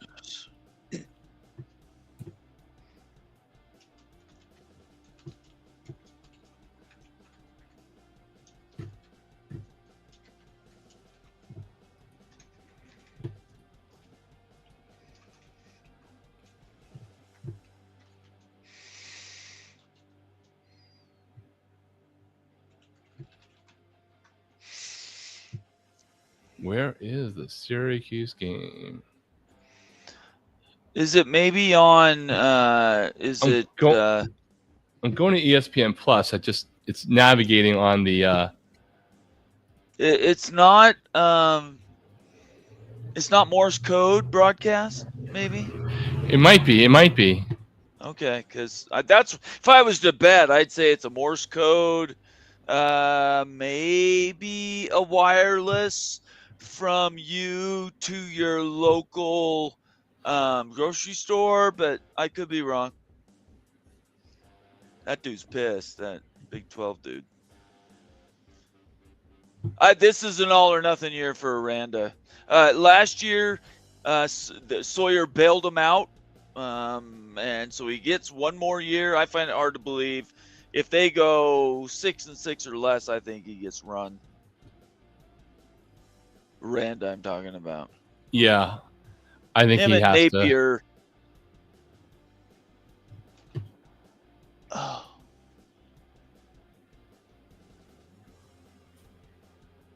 On a personal note, I found one of my son's lacrosse balls that he won in a tournament as an individual today, and I was like, oh man, I miss watching him play lacrosse. Have you ever watched lacrosse at all? I grew up on Long Island, dude. It's like yeah, okay, there you go. Yeah, being out here in the we're West, like the Florida of I've never heard recruiting for we're like the Florida of recruiting for All right. lacrosse. So I take a step back then. You know what you're talking about. I was just curious. I mean, I know enough to know that I couldn't make my high school team because it was too good. Back East Coast lacrosse is next level. I mean, yeah. But I really, really love it. It's such a fun sport to watch. I legit cannot find Syracuse. There's I don't. Yeah, I wouldn't. And I have every streaming. I'm sure it's on one. I just can't legitimately find it. And all I really care about right now is the Baylor SMU game. But we're in. Okay, so the kicker. 37. Yeah, see, they're one play, maybe two. SMU has one timeout. Oh, they're running it right up the middle. Timeout. You got to call timeout. This is it. I'm surprised that was the play there. I do too. I thought that was a miscall. You throw the ball, it gets you possibly another down. I don't support that at all. Who's I know Lashley or whatever is the head coach. Who's their offensive coordinator? Do you know? I do not, because I just presume it's Brett Lashley. Okay, well, it probably is. It probably is. Okay, so this Rogers guy, they just showed his stats. Do I think he's going to make a field goal? I do not. But is this at least a kickable field goal? Yes, it is. It's going to be, you had 10 yards. You go 55. 57. So 57-yard kick. All right. Here we go, folks. Everybody hold on to your butts. Oh, timeout. Syracuse is up 27-20 on the first overtime. Syracuse has the ball on their 25-yard line. While we're waiting, Nate, Bomber BYU favored by 20.5. I thought it would be 40. Thoughts on that? I would take the over. I took the over at 18.5. I took the over at 19.5. I'll take the over at 20.5. BYU has something to prove. Not that everybody doesn't have something to prove, right, but this is a bumper sticker game for BYU, and I just think their offensive and defensive lines are so much better than Stanford. All right. Then we got touchdown Missouri. Here we go. All right, here we go with the field goal attempt. This is a long kick. It is. Ball is up. Nope, missed it. We are in overtime, people. Overtime. Touchdown Missouri, followed by a PAT being blocked, and then Clinton Moses comes in. Touchdown Oregon. Oh, shocking. So the 28.5 is only 21.5 if you blinked. Yeah, it could be an absolute pasting. Oregon has something to prove, especially after the dig at paying players and all that. Third and 11. Be a 40-point win. In overtime right now. Do you know who Oklahoma State is? Because I don't. I feel like we've had this conversation just like a year ago. We have one quick second. So Syracuse up 27-20. It was 3rd and 11. incomplete pass for UConn, but there was pass interference, so they will get a fresh set of downs. It definitely is pass interference. The guy was shadowing him. I don't know what Oklahoma State is, other than a shell of its former self. And this week, the whole Gundy thing about money was like, thankfully, Nick Saban rescued him from the irony category. But the school of T-Bone Pickens crying about money right now seems a little bit weird. I thought Dan Lanning, I thought he clapped back very effectively on that, and I don't really get the value of broadcasting that you have no money. I don't like, even if you don't like, that's what you do stealthily. If you're trying to change legislation and the rules, you do that. But you don't broadcast stuff. Every time that Miami gets accused of spending way more than I actually know for a fact isn't happening, I'm like, good. Tell everybody that we have more money. You guys tell everyone we have more money than we actually do. Right? That's what you want to do. In the college football optics world, you don't want to broadcast that we don't have money. I mean, he's clearly Gundy, in my opinion, setting the ground for, a loss or giving him coverage. But right. I don't know. 2nd and 10 for UConn and Syracuse as we wait for Baylor to head to overtime with SMU in a barn burner of a game. Meanwhile, Duke's about to go down handily. 35 seconds to go. 45-19 for Illinois. They're in victory formation, so they're going to win by 26, 21 points off of turnovers for Illinois. That's the Manny Diaz I knew and don't like.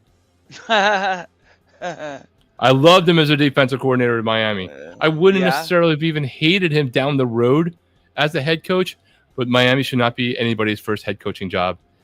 And then to pay Temple to take somebody that if you knew anything about what's going on with your head coach back at the time with Mark Richt, leaving millions of dollars to get him without doing a national search, completely nuts. But Manny goes down with his theoretically $4 million quarterback, right? Mensa, rumored. Let's call it $2 million. Right, let's say that everybody's hyping everybody. That offense wasn't there. 21 points over turnovers. Some moments. I don't know that Tulane isn't in a better position with their quarterback situation than Duke is right now, as we wait for these other games to go into overtime. It's 3rd and 3, Syracuse. Tried to pass to get the touchdown, blocked by Syracuse defender. UConn is 4th and 3 in overtime. They can get a first down. They are going to go for it because they're down 7, so they can't kick the field goal.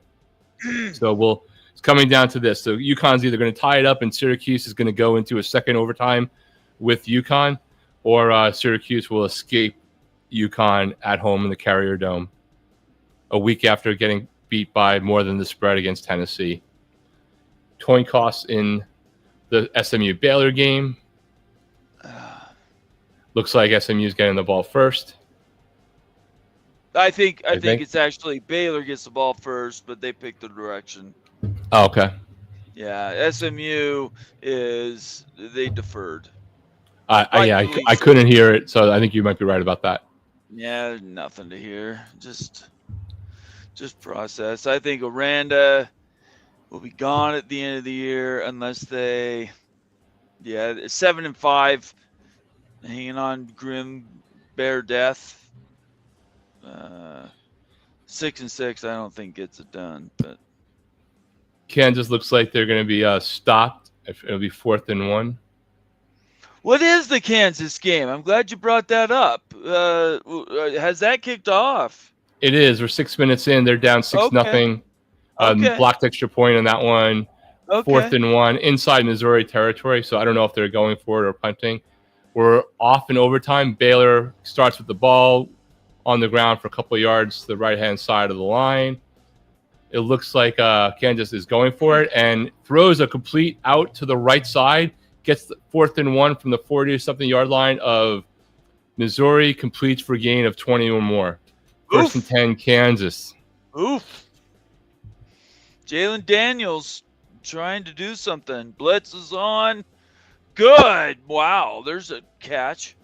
Well done, Baylor. Stormy Cyclone, you guys too, so nervous and missed lunch. I missed breakfast watching these games. Clint Moses 3 and out, Okie Light. Kansas game is on ESPN2. I don't normally eat on game First days. First and goal for Baylor for Baylor at the SMU 7-yard line in the first overtime. First possession of overtime here. And final, Syracuse escapes UConn 27-20 in overtime at the Carrier Dome. Wow. Should I chant ACC with that? I don't think so. Sure. Go ahead. That's pass interference. Yep. That'll be That was the first easiest down flag on the he's ever 1-yard thrown. line. It is. You see how laissez-faire that flip for the flag. That was funny. Yep. So just getting an update in case people didn't know, SMU Stadium holds 33,000. Just so everybody knows, that is not at all close to being the bottom of all the A4 conferences. What does Wake hold? Oh, I don't know how much Wake Forest. I think Wake holds more than 35, that. 35, 36. I mean, Wake's a small school. Wake populate. Right. Right. Wake makes Miami look like a state school. Right. No, I understand. I get you. All I know is that Movie Time Blues is on Twitter telling me 33,000 is what SMU 31.5. Okay. So Wake is smaller. And there's a touchdown, Baylor. Okay. All right. So Baylor strikes first in overtime. SMU is going to have to come back and get a touchdown, pending the extra point. So, do you take a chance? No, you touchdown can't. Kansas. Oh, good. Excellent. 7-6. Kansas converts the extra point. Pass from Jalen Daniels. Good. Excellent. They're having a watch party in Kansas using the stadium. People are camped out on the field. I don't think I've seen that before. What? Personally? Say that again? Well, Kansas and Missouri is not a watch it's party. It's not at Kansas. Field? Yeah, they're in the stadium. They have looks like the shot they just did like a split second ago. Looks like they have students actually able to like picnic or camp out on the field itself. I have never heard of that in my life. Which is, by the way, cool as shit to celebrate your new stadium and program. It's one way to something to say. I don't know. I don't know.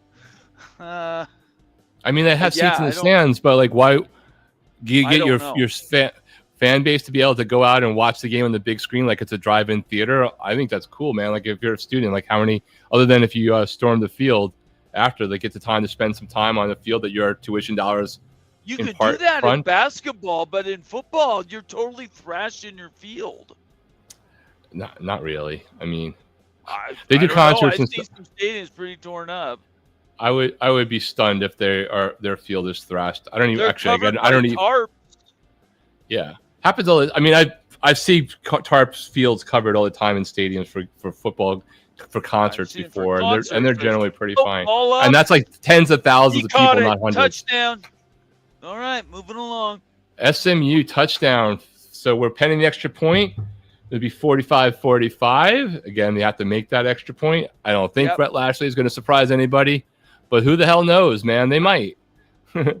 if end the game right there with the 2 point. I think if they're playing on the road, they go for 2 right now. Playing at home, they do not. That's so Kansas game is in Missouri. It's a dump. Okay. Yeah, I've never been to Missouri. That was a fantastic catch.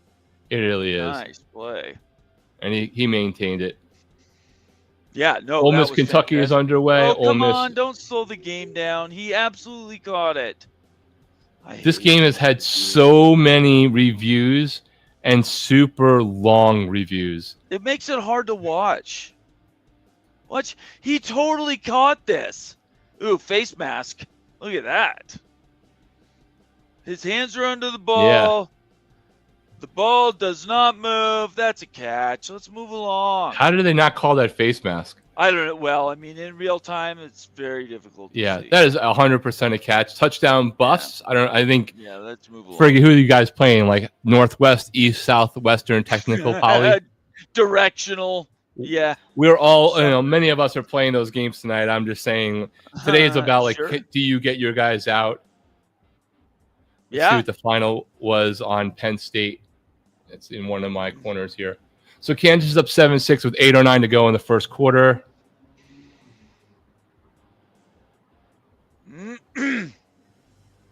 Good job. Get it done. Touchdown. Hey, confirming our referee, Captain Obvious, confirms the touchdown. Yeah, right. Everybody's favorite umpire. Buffs are playing the Delaware Blue Hens, the newest member of the FBS. That's fun. Blue Hens. You should have a souvenir cup.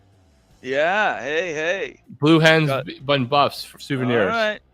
He made it, right? It's hard for me to see. There we go. Yes, he made it. All right. We're going to second overtime. SMU gets the ball. And I might be always asked. We had a fun show last night. I know you watched part of it. The whole idea that we are into the season and we're still talking realignment as a realignment quote unquote expert, I am surprised. Because everybody has been anticipating this offseason and going into the season. I am really surprised that people still have an appetite for realignment. Yeah, look, I love the conversation, but I'm not going to let anybody rain on my parade right now with theoretical. Like I'm personally relatively done with the seesaw rocking, whatever race course round around. You're the favorite. You're not the favorite. We love you. We don't love you. And meanwhile, nothing has really happened. So clue me back in if something really happens or January something. Right. I just can't this is, right. As a Miami fan right now, all I really care about is, are we as real as I actually think we are? Yeah. And as I told people before the season, even though none of the Mafia listened to me. That's not true. A couple of you. They listened to you.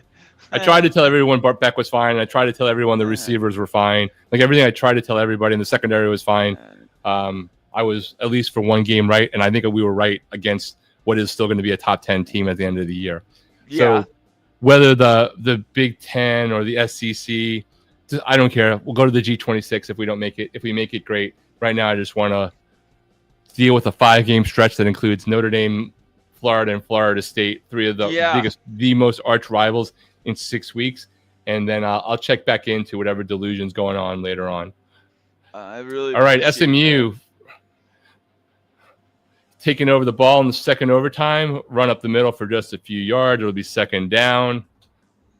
Yeah, I will watch this game back later because there's so much information that I'm not hearing doing this, though I love doing what we're doing right now. Yeah, and just talking ball. But I want to hear what the announcers are having to say. By the way, I do want to do a shout out to the ACC Digital Network. Mm-hmm. Congratulations on doing your edit of the game, the full game replay for Miami Notre Dame, and editing out the actual first touchdown of the game to Malachi Tony. Solid job. Great job. ACC. What's funny, too, is you're taking an athlete. Ooh, that was a tough hit. You're taking an athlete that in a perfect world, turned his ankle. That Jennings cannot. He has to stay in the game.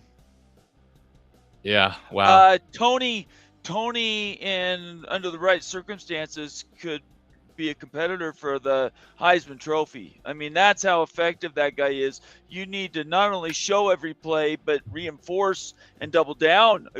Turned ankle. Reinforce every play. That's brutal for SMU. Hopefully he can wheel through it here. Yep. There we go. Second down. Oh, there we go. Ooh, he almost got picked off. You can't be underthrowing those passes. Jake Retzel right there. 4th and 6, they're going to have to go for the field goal, I think, right? Is it 4th down? I thought it was 3rd. Is it 4th? That was 3rd, so now it's 4th. Okay. Yeah, I mean, you got to take the points. I mean, have to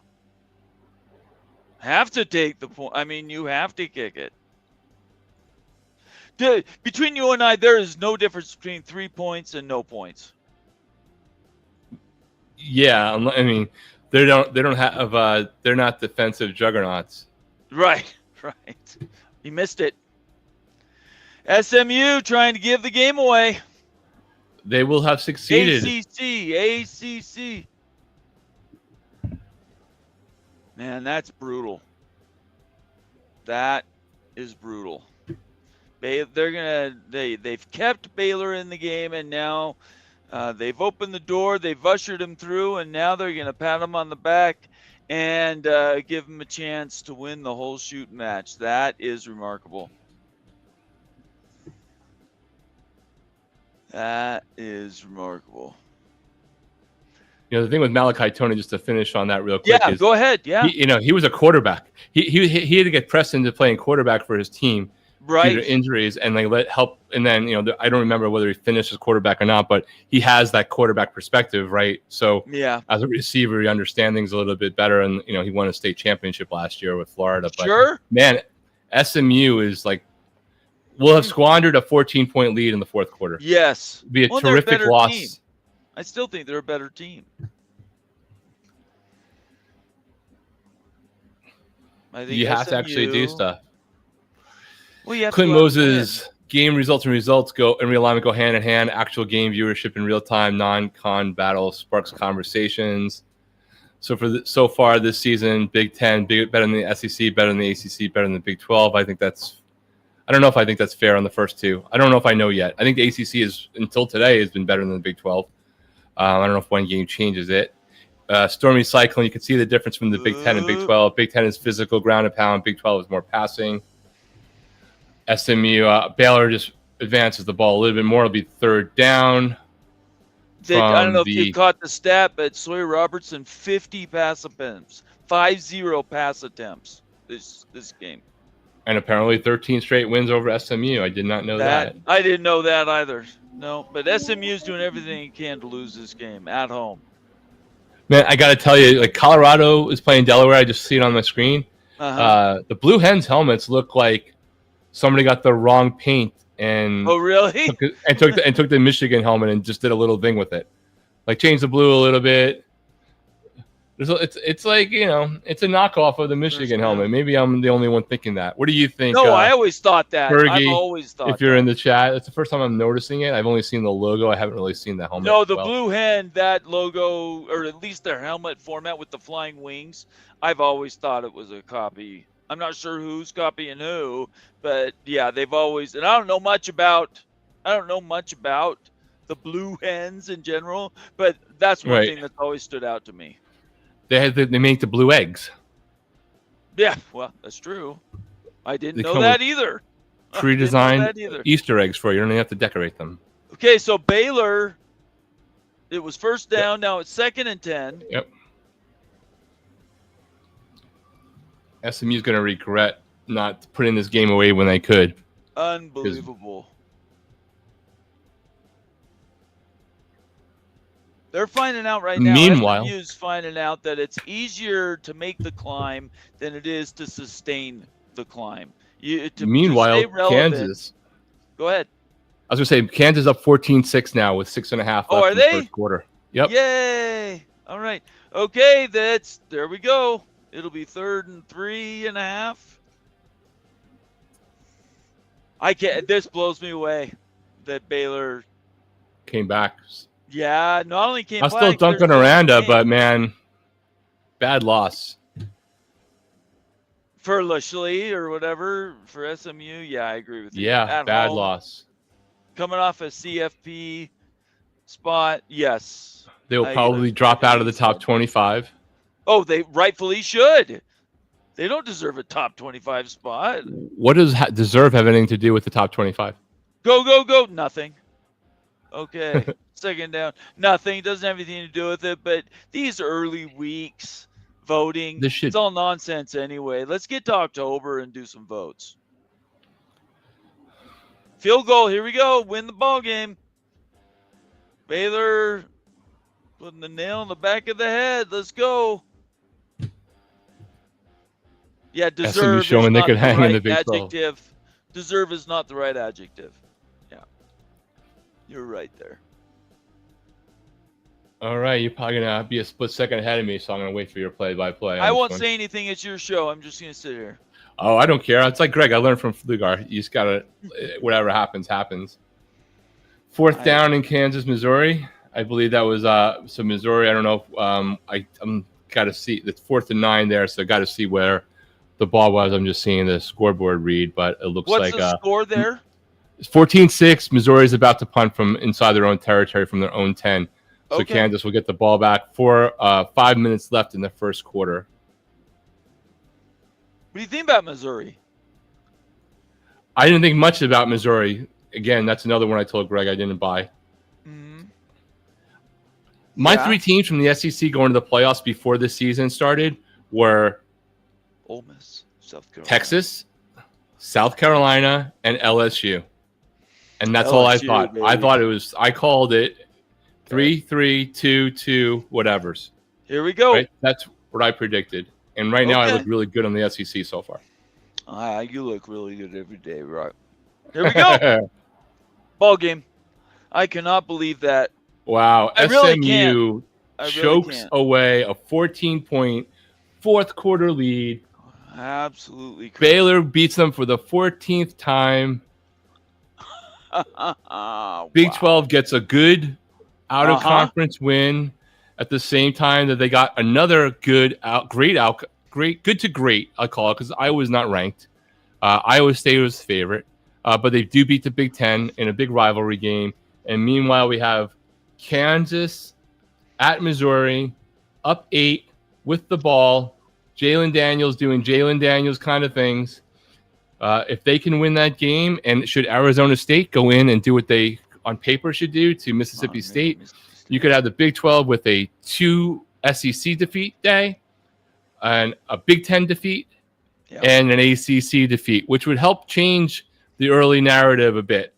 I think more eyes were on last week, right? So I don't know if you'll get the same attention, but like further on down the road, it will help the strength of schedule, strength of record, all of those things. And I still remain of the mindset that I believed in the beginning of the year that I was more likely going to see 3 SEC teams, 3 Big 10 teams, 2 ACC teams, 2 Big 12 teams. I think that's very possible still. I think it's possible that the ACC could get 3 teams if Florida State is who they've shown so far. And if Clemson, I think Clemson just happened to lose to the best team in college football in 2 games, like the best team I've seen so far. A lot of games to be played. We'll see what happens with LSU and Florida. I believe that game's next week or the week after. Actually next week, because the week after that is Florida and Miami. And an amazing, great, better, really not necessarily marquee in terms of top 25, but a lot of really good, interesting games in this first window. Tara Wilk, I'm doing pretty good early. I only lost the NC State game. Yeah, I lost that one too. But since it's a parlay, I lost them all. And Clinton Moses, Oregon is the only opponent that would change the narrative. I don't even know if it will change the narrative, because I think if you win the others, it doesn't matter. If you like Oklahoma State as a 28.5-point underdog loses, right? That's like it's expected. The other ones were not necessarily like which way are they going to go. TCU North Carolina was like a 3.5-point game, 3.5-point favorite for TCU heading in, so they're relatively close. I think that Oklahoma State could get dog walked, but if these other games go that way, Big 12 is in good shape. So, Bomber, I appreciate you jumping on. Anything you want to say as we wrap up and go watch the other games of the day and focus on our teams with cupcakes that we hope turn out to be cupcakes and not poison? First of all, thanks for having me on. I appreciate the invitation. Thank you. I always love being around you, and I'm smarter when I'm around you, and there's no doubt about it. I want to make sure everybody understands they need to follow this man. They need to follow Miami Flow. Subscribe on YouTube to College Football Express. Drop the E and get involved on top of the College Football Mafia network. I would say that College Football Express, great brands, and everybody needs to tune in and follow Rock and Flow as we go through this season.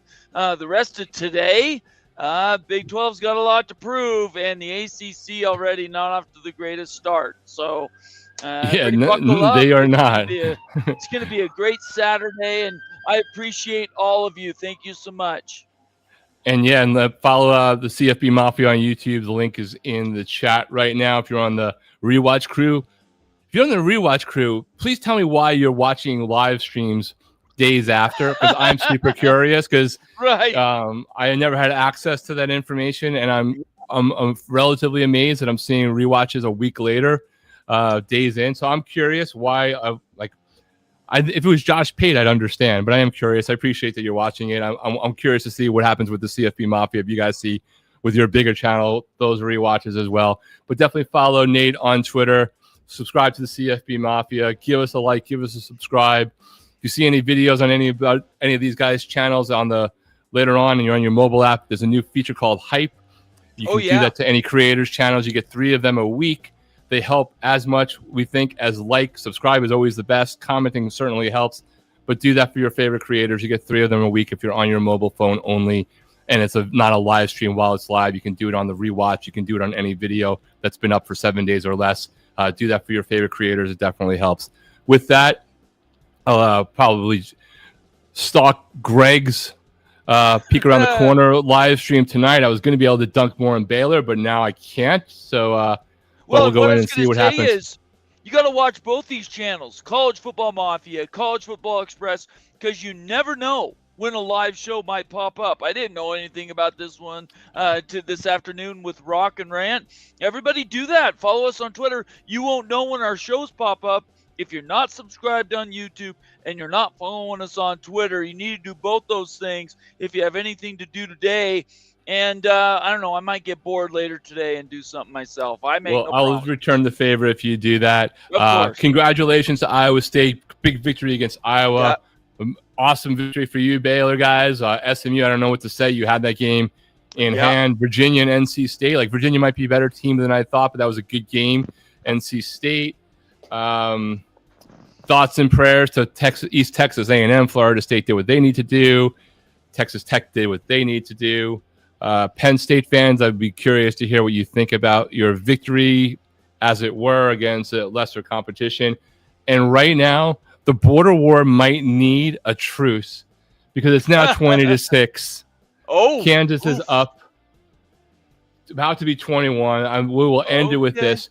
Kansas is up 20-6, pending the extra point. 2 minutes and 13 seconds left.